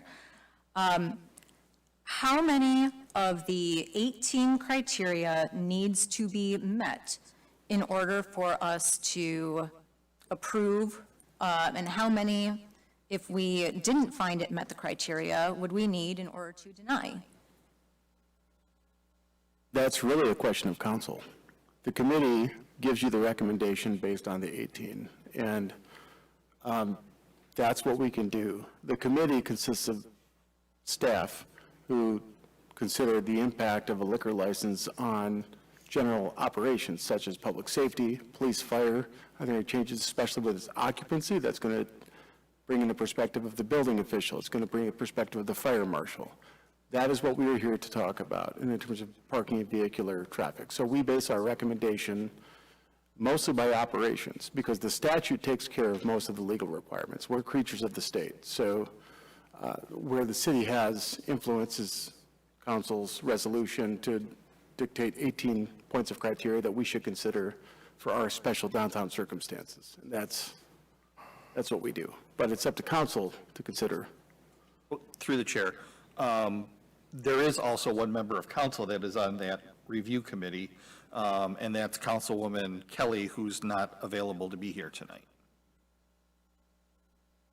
So through the chair, if I may, I'm just going to plug through these a little bit because I read through the decision. I talked to Councilwoman Rolanda Kelly. She did not have some of the input from the public, and I just want to make sure that I'm understanding everything correctly so that we make the right decision tonight, because the last thing that I want to do is do this and have it be a legal issue for the city of Ferndale. So, for instance, whether the applicant's proposed location is within the city's downtown development district plan and/or is consistent with the city's master plan. So for a new business moving into our DDA area to just be another bar and burger joint, is that consistent with the city's master plan? Is there an emphasis on that? City's master plan is going to speak to land use objectives. So a business who would typically be interested in moving would fill out a zoning determination request. We confirm that their business is compliant with the zoning, and then the conversation happens, what are you looking for? And we would talk about the pedestrian experience, how Woodward is on a transportation corridor. And so we would be talking about those design elements and features that would be compliant with the master land use plan. Okay, The so that business use really is more comes the down private property to considered. zoning and the outward appearance of the building, is that correct? And land use, I mean, that is a council policy. Okay. So 2, the general trend and character of the land and building identified for the proposed location. So we're saying that it is going to pass and that we should not deny because they're opening it up in the front? Is that correct? The building location doesn't change, and the character is described as consistent by the property owner. They're just Okay. looking for a quantified reinvestment. Okay. 3, input from residents and surrounding business owners, including other Class C license holders, which we have established they are firmly against. 4, the impact of the establishment on surrounding businesses and neighborhoods, which feels like we have quite a number of business owners who are against. So we've got 2 at this point. Staff considers operational impact to surround, to be, Okay. And when you say operational impact, what do you mean by that? meaning if you're adding a new liquor license on a block that didn't have historically a liquor license, how are you impacting vehicular traffic? How are you impacting parking? And does that present a public safety concern if the operation, for example, is operating till 2 a.m. where one didn't before? Okay, so it's not about how it may impact other businesses if, for instance, this is not a beloved business that might create other traffic to other local restaurant businesses. The city staff aren't qualified to determine what is and is not a beloved Okay, business. that's fair. We've got the written plan for crowd control. We have the written plan for vehicular movement. We have the number of on-premises establishments within 500 feet. We have whether the proposed premises requires any variances, and it does not. Is that correct? Correct. Okay. Concentration of drinking establishments with the addition of the applicant's establishment. And again, it's a drinking establishment. That's not changing. Applicant's business history. We heard that this applicant has a 4-month business license. Was that accurate? I'd let the applicant speak for themselves. The attorney can speak for them. The reference was to the fact that their limited liability company wasn't formed until several months ago. Most of the people here would know when you form a new business, you form a new limited liability company. They've got other companies, and their history is with their restaurants for years. But this company is brand new to own and operate this establishment. Okay, so the legal entity is new. Correct. Okay. And we have no violations. Percent of floor area proposed to be devoted to dining versus bar was satisfied. Size of kitchen in relation to total square footage is satisfied. Dance floor, proposed hours of operation, overall benefit of the plan to the city of Ferndale is so subjective that I can't make a determination based on what was provided to us. And whether the applicant is a resident of the city of Ferndale, which they are not. And then whether the applicant is, if it is a proposed new license under authority of the MCL, has complied with all the statutory requirements, which they have. So 16, 17, 3, and 4 are the ones that I am not comfortable with. Is that enough? Is that completely subjective? Yes. Okay.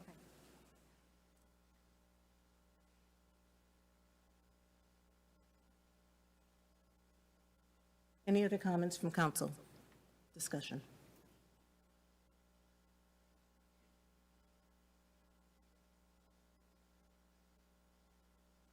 Why are you looking at me? I'm just wondering if you had anything left to say. Well, before we entertain the motion, I would like to suggest, I would like some clarity as far as seeing as to how this resolution is dated August 10th, 2015. Maybe this is something that pertaining to policy, maybe it's something that we should review and go over and make sure that it is solid in the future, because it sounds like could be some discrepancies, and it doesn't hurt to review a policy that's been since 2015. That's something I'd like to put on the table. But with that being said, we now need someone to make a motion as to whether or not to consider the transfer.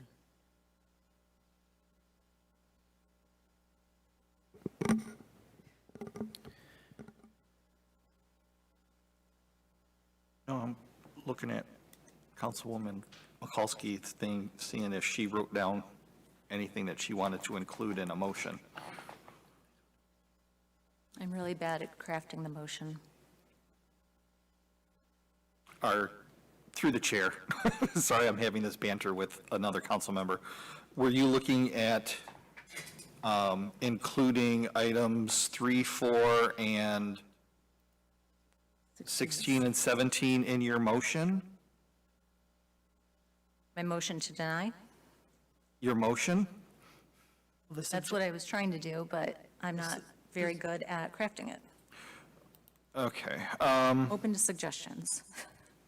Sorry, I gotta find Well, our my, motion is to, we have to move to approve, and then we have to vote yes or no on that. no. The suggestion action is to approve. We can make any motion that we choose, and then you vote yes or no on that motion. I don't like negative motions, so I don't think it's good practice. Sorry, I need to get two of my notes here.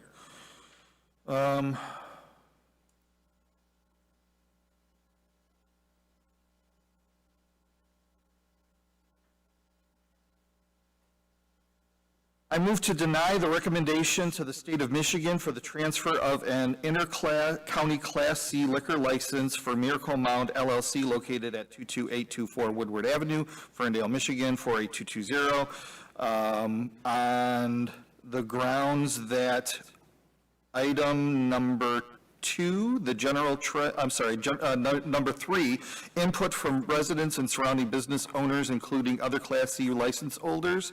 Number 4, the impact of the establishment on surrounding businesses and neighborhoods.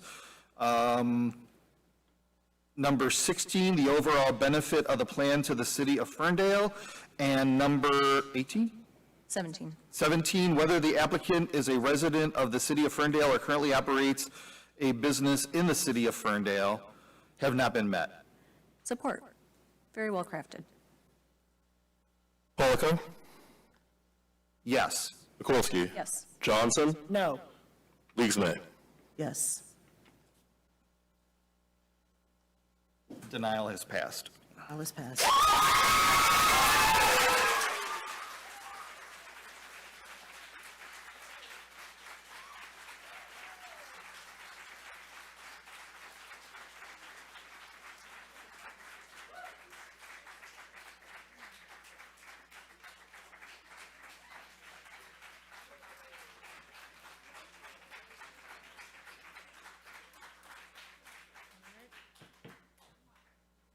A little tap, but anyway. All right, so now I'm moving on to the consent agenda. Consent agenda item 7A, approval of the August 12th, 2024 meeting minutes. 7B, approval of the listed appointments and reappointments. Order. I'll wait till we clear before we go.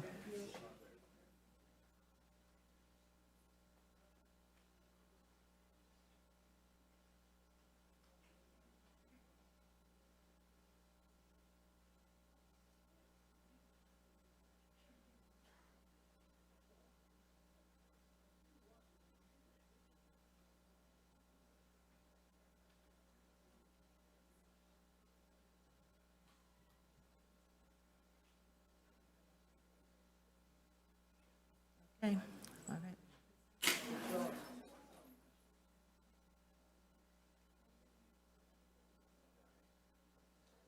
right.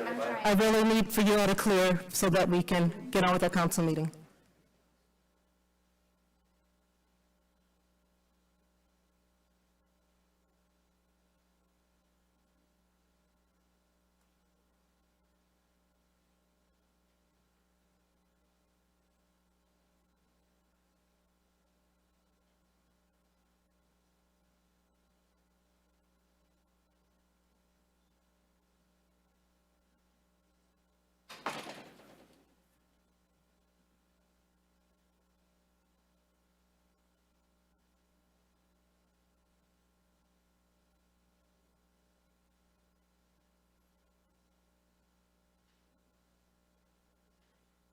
Okay, all right.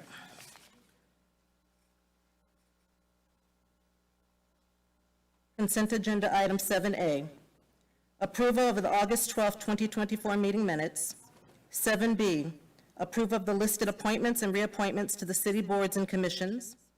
7C, approval of the payment to Most Dependable Fountains, Inc. in the amount of $5,360 for an ADA accessible drinking fountain to be placed at Martin Road Park. 7D, approval of the proclamation recognizing September as Childhood Cancer Awareness Month. 7E, approval of new Comcast encoder to restore public access feed. 7F, approval of bills and payrolls as submitted by the Finance Director and subject to review by the City Council Finance Committee. We'll make a motion. Madam Chair, I have a point of clarification on item 7E, just real quick, sorry. Is this the item that would resolve the issues we were having today with the ongoing audio issues, the encoder? Through the chair, unfortunately, no, this is specific to the Comcast public feed. That issue. Got it. An audio tech has been scheduled this week. Okay, all right, never mind. Then I move we approve the consent agenda as presented. Support. Johnson? Yes. Mikulski? Yes. Polika? Yes. Leaks May? Yes. And it's at this time, I know that we have a couple of the individuals who were approved to be on the city's boards and commissions. If you'd like to come up and introduce yourself and share why you wanted to be on the board, since it's been approved, please do so. Be very brief. I want to thank the mayor and the council for considering and approving my application for Brownfield Redevelopment Authority. I'm Kate Baker at 1615 Beaufield Street. In my application, I shared a bit about my background in Ferndale and in affordable housing development, as well as my interest in the state's new housing TIF program. I think this program could help Ferndale bring additional affordable rental and for sale housing to the city, and I'm eager to explore the pros and cons of the HTIF with Ferndale's city staff. The exciting thing about the HTIF program is that it helps developers close the financial gap between what their buyers or renters can afford to pay and what it actually costs to build. In a typical brownfield TIF project, a developer can be reimbursed through a portion of the future tax revenue that their project generates for public improvements, like road or alley repaving, stormwater infrastructure, and environmental remediation. HTIF projects, importantly, add a new item to that list: the difference between what their low to middle income buyers can pay and what the actual cost of construction is. This program could be a game changer for many cities, allowing them to attract new development that specifically targets low, moderate, and middle income renters or buyers. I can't tell you whether this program is a perfect fit for Ferndale. Part of that depends on your goals as our council and on things that you cannot control, like land costs. I can tell you that I know city officials who are using this brand new tool around Metro Detroit, as well as developers who are using it locally and around the state. We have a chance to learn from them as the HTIF pioneers and decide whether we think it's a good fit for Ferndale. So thanks again for considering my application, and I look forward to continuing to serve our city in a new capacity. Thank you. Thanks, Kate.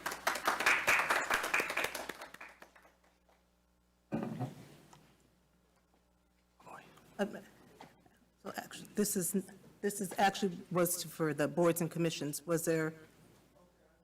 Oh. I wasn't sure if I was supposed to or not.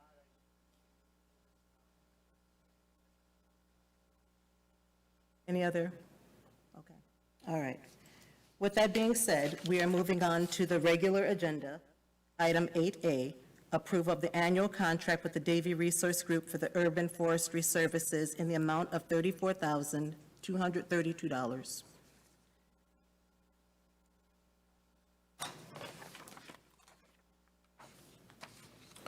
Hello, council.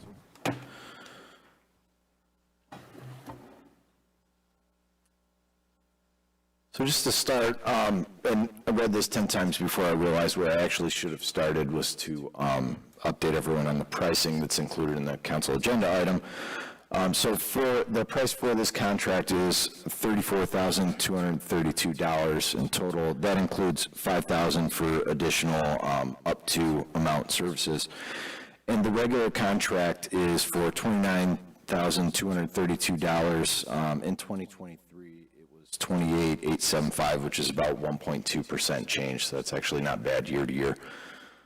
Yeah, it's also about $6,000 cheaper than it was last year because we're on the 5th year of a 4-year process. 4-year process that takes place every 5 years, if that makes sense. So there's an off year, and we're in that. We should expect to pay that $6,000 again next year once we get back into our regular quadrant inspections. So the scope of services for the Davie Resource contract includes field assistance. Those are like tree and plant appraisals, tree inspection requests. So oftentimes DPW needs a third-party inspection, whether it's because a tree permit is pulled or somebody wants to have a tree removed or just needs something looked at, and we use them for that. Those level 2 tree assessments will evaluate the crown, the trunk flare, above ground roots, and site conditions. They're pretty basic, but an arborist can take a look at a tree and get a good idea of a lot of things. And we'll talk a little bit more about all of these bullet points later on. It also includes quarterly urban forestry strategy meetings with our coordinator, staff training and development, where Davie sends staff to train our parks and forestry team in the field and in the classroom. We do tree inventory updates as a part of that, so if they do an inspection, that all gets entered into our tree keeper software management system. They will also do grant writing support, which we applied for a grant, I believe, for about $150,000 last year to get some tree maintenance done. We were not successful, but assuming we are, and we will use the extra hours since we're not doing quadrant inspections this year to focus on some of these more proactive bullet points like grant writing, special detailed assessments, which we'll get into. And then one of the big deliverables is going to be a comparison between our 2018 urban tree canopy report and the 2024 urban tree canopy updates. So a part of that program, which is actually separate from the pricing here, it is $2,100 per year for a subscription to use Davie Tree Keeper, which is what tracks all of our trees. You can kind of see a map of the tree. Each one of those dots, a map of the city. Each one of those dots is a tree. You can kind of see the 4 different colors for the 4 different quadrants, 21, 22, 23, and 24. The inspections, again, are entered into that. We use that system to do work order tracking. We also use it for presentations like this to educate the community on the status of our trees, educate council on the same. We use the data to just provide a record of tree status. We can also use this for some pretty advanced report building. That is something that we're going to look at to do that comparison between 2018 and 2024. Some of the things we look at are species, DBH, which is diameter at breast height, and I'll kind of explain what that is because it's not clear, and risk rating and condition assessments. So throughout the 23-24 year, we had 92 requested tree inspections. Those are the ones that I kind of mentioned where these are tree maintenance permits, resident requests, or storm damage where a tree condition changes dramatically and we need someone to come out and re-inspect it and tell us whether it should be a removal or a pruning. This also includes 16 scheduled visits, which is 12 monthly field visits and 4 field visits. That's kind of confusing, but those 4 field visits are typically used for training or additional inspections, which can happen, again, if we have a storm that damages a lot of trees. We have 30 or 40 that we need inspected. We can kind of use one of those field visits to cover that. It also covers re-inspections. Sometimes inspections find that conditions have changed a lot in the last couple of years, so they'll do a re-inspection regularly on those trees that we mark. And sometimes we do more re-inspections in our parks to keep an eye on trees that are close to play structures or other structures. All of the trees that are looked at in our quads are in parks and city-owned residential lots as well. Those are kind of outside of the regular ones, owned residential lots rather. But 2025, again, we're going to focus on additional training, detailed reporting, and grant writing. So we can actually look at one of our special inspections. We looked at the Garbett Park trees last year. We noticed that some of the trees were in decline. They didn't seem to really be holding up as well. They hadn't been inspected for a few years. They weren't really due to be inspected again for a couple more, but we just noticed that the condition was changing, and we wanted to make sure that those were inspected and that we did maintenance in that park. So in that park, we have about 121 trees. Right now, about 116 are in excellent to fair condition. We did have 4 removals. All of those have taken place. We have still about 60 large tree cleans to do and about 40 young tree cleans. and I will get into why we still have those left to do a little bit later.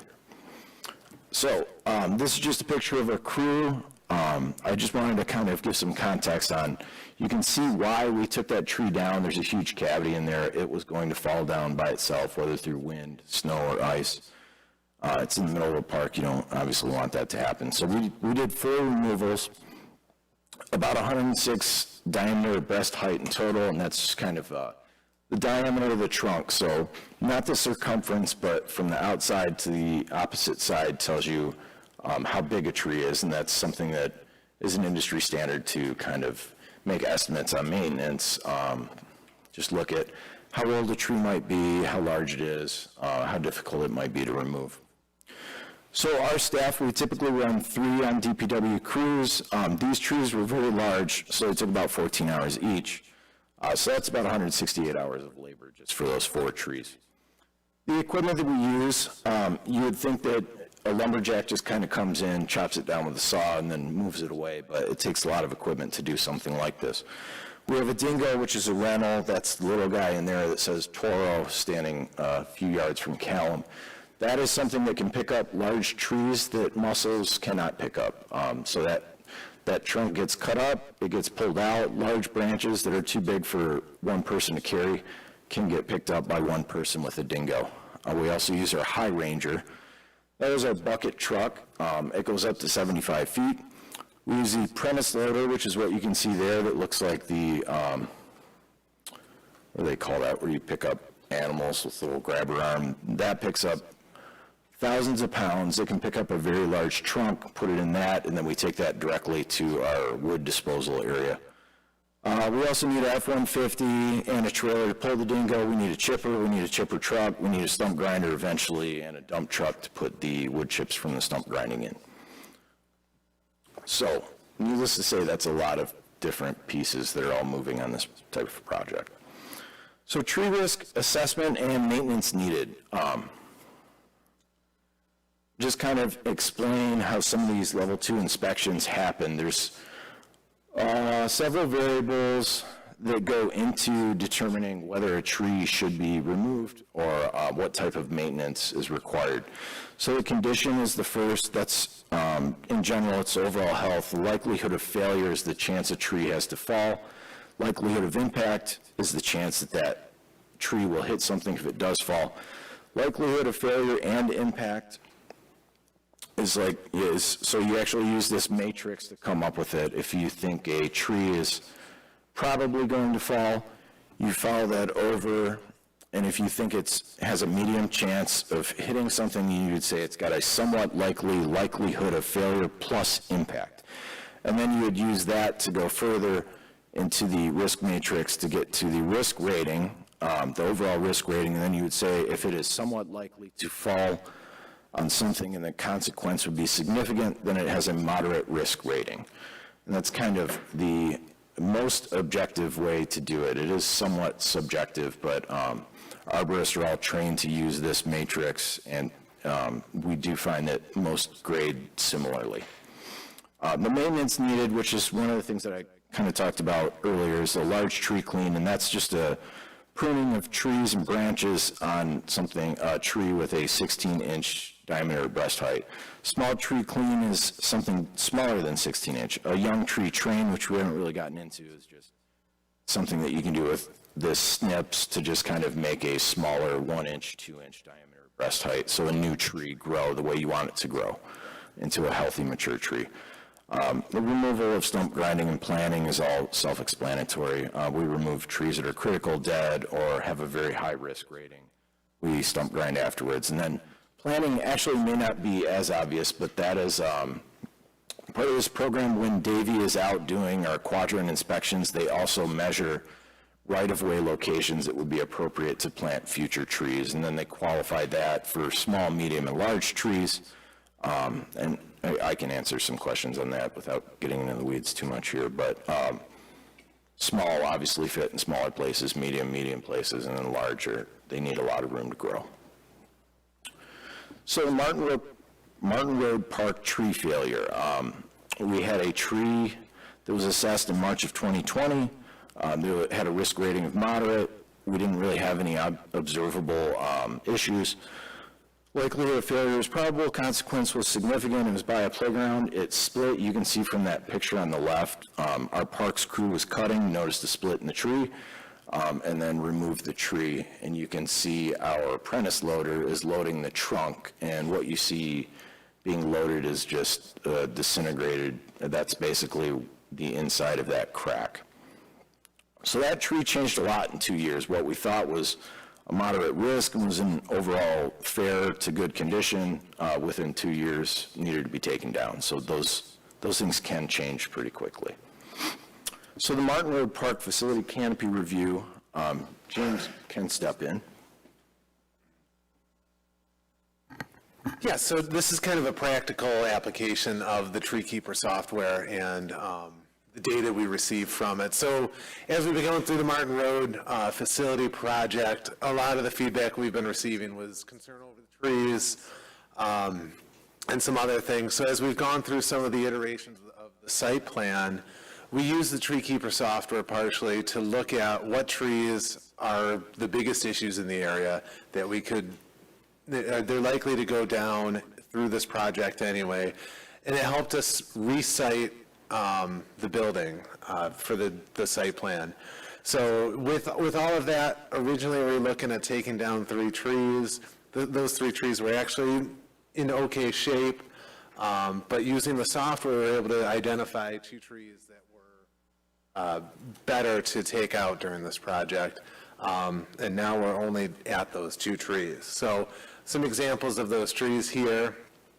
This is the large 3-trunk tree that actually, if you look at that picture on the left, you see it's basically growing around the pavilion. The pavilion is growing, well, the tree is growing with the pavilion into it, basically. And this one also was last assessed in March 2022.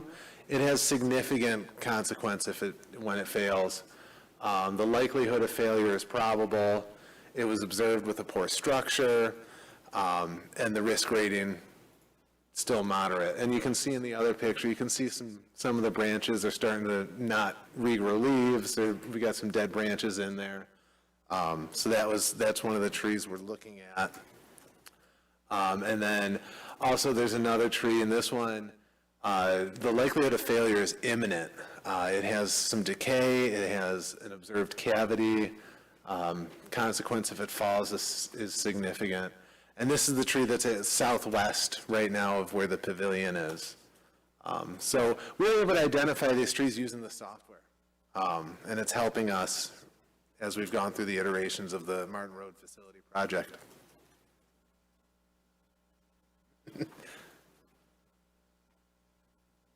So a little bit more on staff training and development. Not just what we do with training with Davey, but what we do with our Parks and Forestry crew to get the safety training that we need. So Davey does on-site training, classroom and infield, as I mentioned. They come in, they teach us using book, and then they actually go out in the field with our crews to show them in person what they're trying to do. And some of the things that they've done is ropes and rigging, tree risk assessment, which we went over, tree maintenance and pruning practices, and best practices for planting. And I've also kind of put together how much of our staff will attend those, how long they are. They're typically 4 hours. Some of the stuff like ropes and rigging, chainsaw safety can go into the second half of the day. And the reason we have 12 staff is because we will actually have our Parks and Forestry and members of our highway team attending the tree maintenance and pruning, because the highway team often steps in to do district trimming, which we'll get into a little bit later.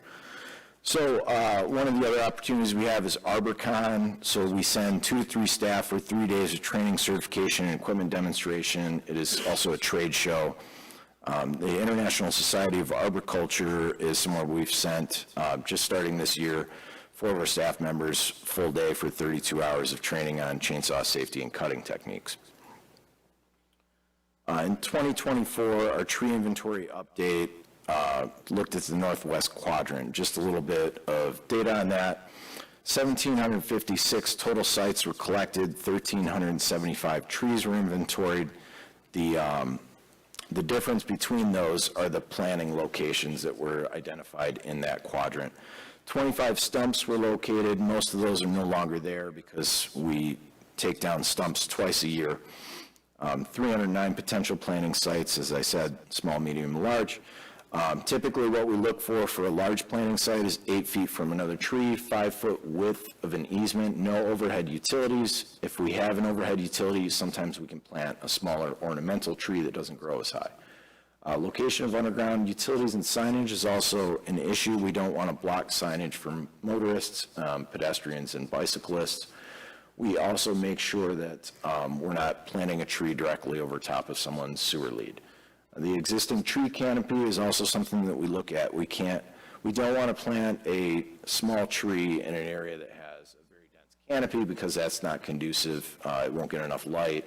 It'll probably have to fight for rain, and the root system might kill it before it gets mature. So our DPW Parks and Forestry crew, we have 1 crew leader, 7 laborers, and typically we have 3 to 4 seasonals, especially in the spring and summer. We have 1 staff member currently with an arborist certification, and in 2023, our Parks and Forestry hours, and this was the year of 2023, so January to January. Actually, I'm sorry, 23 to 24, our fiscal year. We spent a total of 10,912 hours in the field with our staff. Of that 912 hours, they did tree maintenance about 30% of the time, so 3,133 hours spent doing that. Parks maintenance, 3,392, and that's not cutting, that is just landscape maintenance, bed maintenance, that's some of the larger fence line clearing things that we do, ball field maintenance, and it's also like taking care of the bathrooms, restrooms, and other park facilities. Grass and lawn maintenance takes about 2,834 hours a year. That's about 26% of our labor. Snow removal is usually a little bit higher, but we haven't had a lot of snow in the last couple of years, so last year is about 2%. And then vehicle and equipment maintenance is about 4%. That's just maintaining our current equipment. So the annual trees that need maintenance, if we have 8,152 trees, if you should maintain them at least every 7 years, it's probably actually better to do it every 5 years. That leaves about 1,165 trees per year that need to be maintained, whether it's a large tree clean, a small tree clean, or a removal. DPW trees that are maintained, we do about 125 removals and large tree cleans a year, and that's a small number, and part of the reason is because right now we're doing all of the large critical trees that are unsafe and need to come down. Those trees take a lot longer than a small tree clean or even a large tree clean, because those may take 2 to 4 hours. The ones that we take a long time because, again, they're large and need to come down. So that's about 1,500 hours just on those. We also do planting, which is not a part of this, and I didn't break it out separately, but we plant about 100 to 125 trees a year as well, and that takes time. So the hypothetical deficit, we have about 1,000 trees per year that we can't touch. If we assume that those trees are going to take less time, we can say that they're about 4 hours per tree. That puts us at about a 4,000 hour deficit.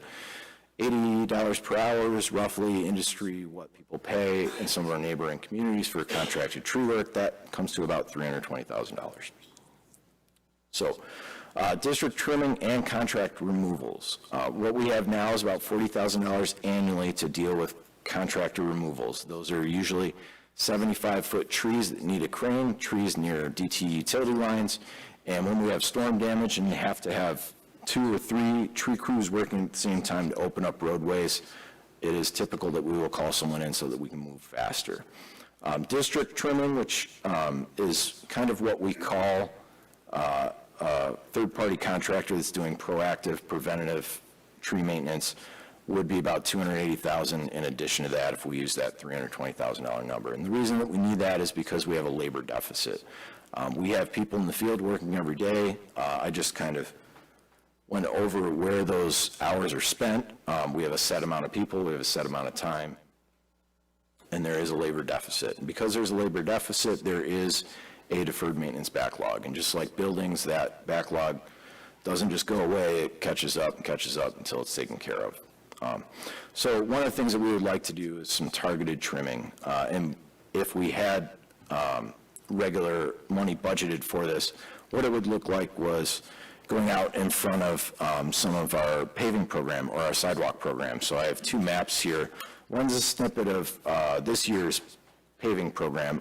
Typically what we have to do, so like on Kenton Street, Leroy, and I don't know why I'm drawing a blank on the other street, but I am. We have to go through ahead of the paving program and cut everything 12 feet off the street so that way the pavement grader can go through and they can do their work without hitting the trees and damaging the trees and harming the trees. So we now do that internally, which is why that number for 125 removals in LTC isn't quite what we actually do. That's 1,500 hours, and we spend another 1,600 hours on trees, but it's because I'm not counting that. That work is basically reaching up 12 feet with a chainsaw, cutting a branch so it doesn't hit paving equipment. That's not actually spending time getting into the canopy, removing all the dead, and bringing everything back. So the other thing that we would like to do is go out in front of the sidewalk program. Sometimes sidewalks are the way they are because trees push on the sidewalks. It would be nice to trim these trees and maybe take out the criticals and the ones that need to be removed prior to the sidewalk. So this would be a program where we could work this sidewalk district the year prior to actually coming in with the sidewalk. One thing that we also don't think about, it's not necessarily just removing trees, but you're removing large tree branches that have the capacity to fall on a sidewalk and break it right after you did your sidewalk program. So,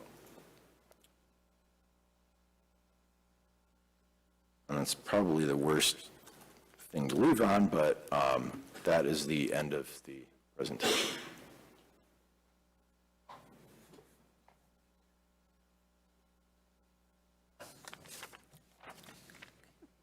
Open it up to council. Discussion. Through the chair, what account does this work come out of? It is the general fund 441-818, so 101-441-818. The general fund? Yes. So, okay. So if the millage doesn't pass, this is one of those things that's going to end up being cut from the general fund. We'll not have any money for maintenance, tree maintenance and tree planting. Right, now I'll say that this, our contracted removals on this page is 40,000 funded. The 280,000 annual is already unfunded. So, yes. Well, It's, the performance will be impacted, is what Councilman's trying to say. yeah. Yes. That's all I have for council. Mayor. Any other comments, questions regarding this contract? Through the chair, does DV offer any services in establishing things like ordinances for tree protection zones? Yes, they do, and I apologize. I thought I had a slide that went over Wilson Park. We did a lot of tree protection, actually, and we have an elm tree there that's about 60 feet, 55 dBH, roughly 100 and change years old. It's a really beautiful tree. We did our best to protect it. We actually moved a sidewalk around part of that project to make sure that we weren't damaging the root structure for that Siberian elm. And Davey does provide report, and we got a more detailed level 2 assessment on that tree that found some really interesting stuff. It gives us a better chance at preserving that tree for a long time. And that is one of the services that they provide. Okay, so they would be able to collaborate with us potentially on ordinance language associated with tree protection zones. So things like critical root protection zones under the drip canopy. Yep, Yeah? they would Awesome. be. Cool. Through the chair, they did consult with us in 2018 when we adopted the first vegetation ordinance. So yeah, I think, I'm hearing the Mayor Pro Tem wants to amend that, so we can give them the table. And just to kind of touch on that a little bit, that is not included in what we're contemplating now. That would be additional services that at additional costs for them to? We are not doing quadrant inspections, so we plan on adding, it's basically, if you look at it, on average, they're about $100 per hour. We have about 300 hours. That's what's covered in this contract. And if you look in the scope on the proposals they provided, assistance with ordinance development is within that scope, and it is something that we could allocate hours towards. Through the chair, this is, I think, a question to the city manager. Do we know if Davie is working with any neighboring cities, and is there any potential for future collective bargaining, like regional bargaining to work with them? Through the chair, as you know, Ferndale's always open for regionalism from my end. But yeah, Davie is probably the most common urban forestry contractor in the region. Okay.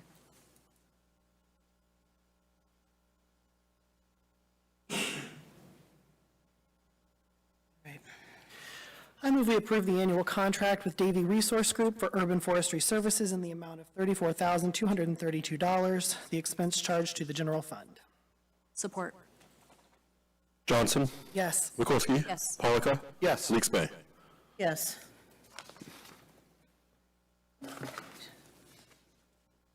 With that being said, I don't mean to prolong things, but I know that this is at the time of council where as to if someone wasn't able to speak during public comment, they are able to do so at this time. Did you have a you came up to the podium earlier? That's fine. Okay. All right. All right. Then we are moving on to call to council, where I will defer to the city manager regarding department head updates. Thank you, Mayor. This evening we'll begin with a message from Chief Emmy.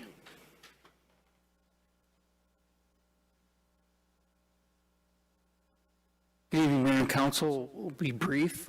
Just a reminder to our residents and visitors, school is back in session as of today in Ferndale, and next Tuesday for the Hazel Park schools within our borders. Be careful traversing the roads around your school. If possible, take alternate routes during drop-off and pickup, and be careful and respectful of the bus drivers and the bus stops. If you see flashing red lights, you need to stop until the bus driver turns those flashing red lights off. It's not a stop, then go. It's stop and wait until they turn the red lights off. So, welcome back to school. Thanks, Chief. I'll invite our DPW Director, Beck, who's back to school also hopefully means end of paving construction.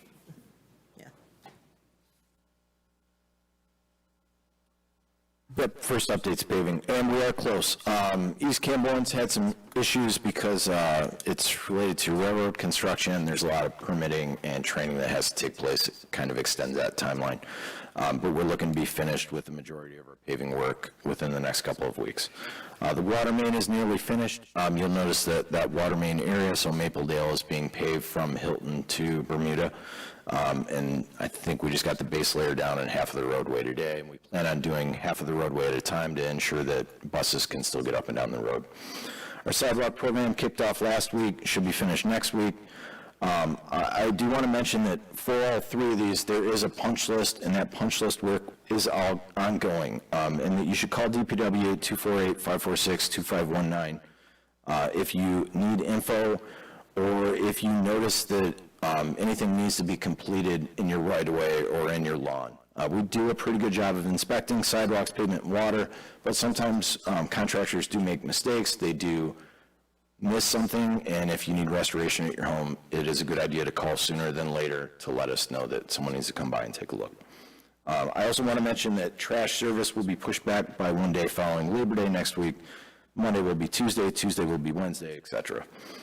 And then I also want to mention, not to go even longer, but you should check the city. We've had a lot of questions about recycling. You should check the city website for any questions you do have about trash and recycling. Check SACRA for a full list of recyclables. Thank you. Through the chair, since I have you up here, the City Hall parking lot lights. Any idea when those may We have an electrician returning. We had one last week to check on them, and they couldn't figure it out. So we have an electrician that works specifically on streetlights that we're hoping can get to the bottom of it. Yep. There's not a switch anywhere. No, there's not. Unfortunately. Thank you. Thank you. Just turn them off and turn them on again, Jim. Yeah. Microsoft Windows. All right, next we have our Assistant City Manager. Yes, thank you. Good evening. So this Thursday here in City Council Chambers, we will be hosting another Martin Road Community Engagement Session. It's going to be here because we're intending to also broadcast it live so we can try and reach a broader audience. We're also looking at various ways to try and have live interaction with the audience at home. So we're working on that, so that's going to be good. We've taken a lot of the feedback we've received through the survey, through the last community engagement session, and we're excited to present these next iteration of the concepts. Also, Martin Road Park, the fall improvements are getting underway, I believe beginning next week. You'll start seeing a lot more construction going on for the new pickleball courts, full-size basketball court, new pavilion, and the walking paths going in. So look forward to that over the next few weeks. A lot of good stuff coming out of our Parks Department. Through our chair. The meeting for Thursday, you said that you're going to try to have interactive. Does that mean you're going to try to do a Zoom? Either some sort of like a Facebook Live or some way to get some information, some questions if we can. Through the chair, the goal is to treat it like a council meeting and simulcast it on the YouTube. The interactive piece we're working on is to see if we can sequester a number of staff to take questions that we're able to answer through the course of the presentation. And that'll be publicized sooner rather than later. Thank you. As we confirm the abilities. Yep. Thank you. And I will close this off. I am attending the senior meeting. I'm looking forward to go talking to our seniors on Wednesday, just providing them an opportunity to ask me anything related to November ballot proposals, as well as any facility-related questions while I'm there. So I'll be down with the seniors on Wednesday. I'm also going to be taking my very popular Ask Joe Anything show on the road. I will be attending the final 999 concert on September 8th. 999 on the 8th downtown. I'll be out there with materials, and we'll be communicating that. But please stop on by to see me. I'm sure you'll come for me, but you can stay for the music. And finally, City Hall and offices are closed in observance of Labor Day. Just a reminder for that. And I want to just add also, in the spirit of Labor Day, I want to acknowledge the value and the contributions of our public service union laborers. 80% of the city's workforce is union. And so in the spirit of Labor Day, my gratitude for your contributions to the community and contributions at large. Mayor, back to you. All right. I will move to my right. Mayor Potem. The only thing I have tonight is just to say welcome back to school to the kids. It was wild being in the mix of all the parents and children today, and I really thank you, Chief Emmy, for pointing out that you have to be careful around there. There are tons of cars and tons of little kids just running around, so welcome back, everybody. It's a ton of fun. I'm excited. Councilmember Polika. Just happy Labor Day, everybody. That's all I have. Councilmember Johnson. Nothing from me.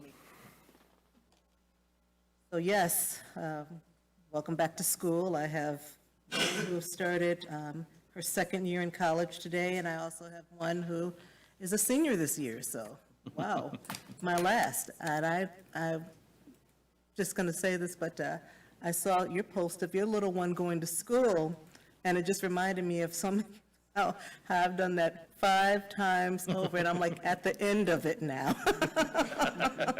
I'm at the end of it now, but I'm excited for her, and I'm excited for her new year.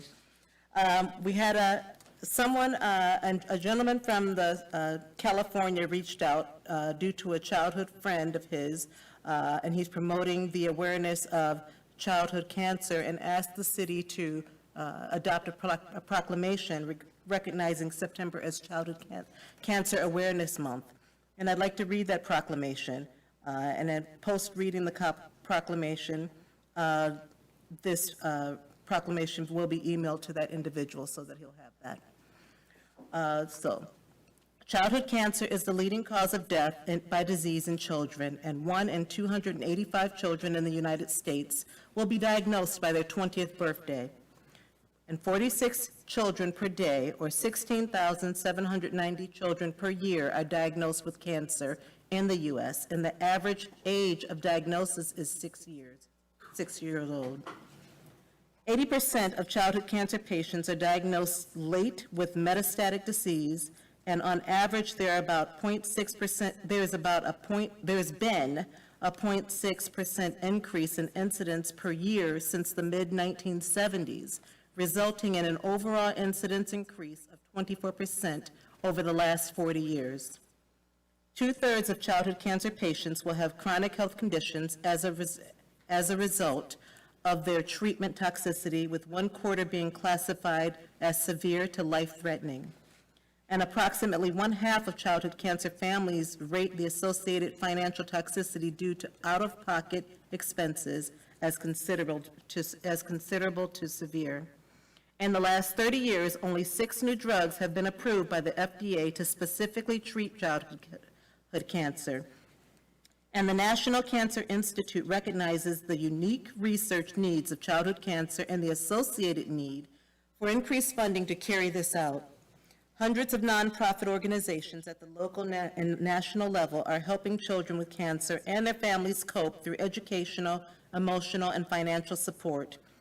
Researchers and healthcare professionals work diligently, dedicating their expertise to treat and cure children with cancer. Too many children are affected by their deadly disease, and more must be done to raise awareness and find a cure. Now therefore be it resolved, the Ferndale City Council does hereby proclaim September as Childhood Cancer Awareness Month and supports the cause that so deeply impacts the families in every community across our country. With that being said, I have nothing more this evening, and this meeting is adjourned at 9:53. Thank you.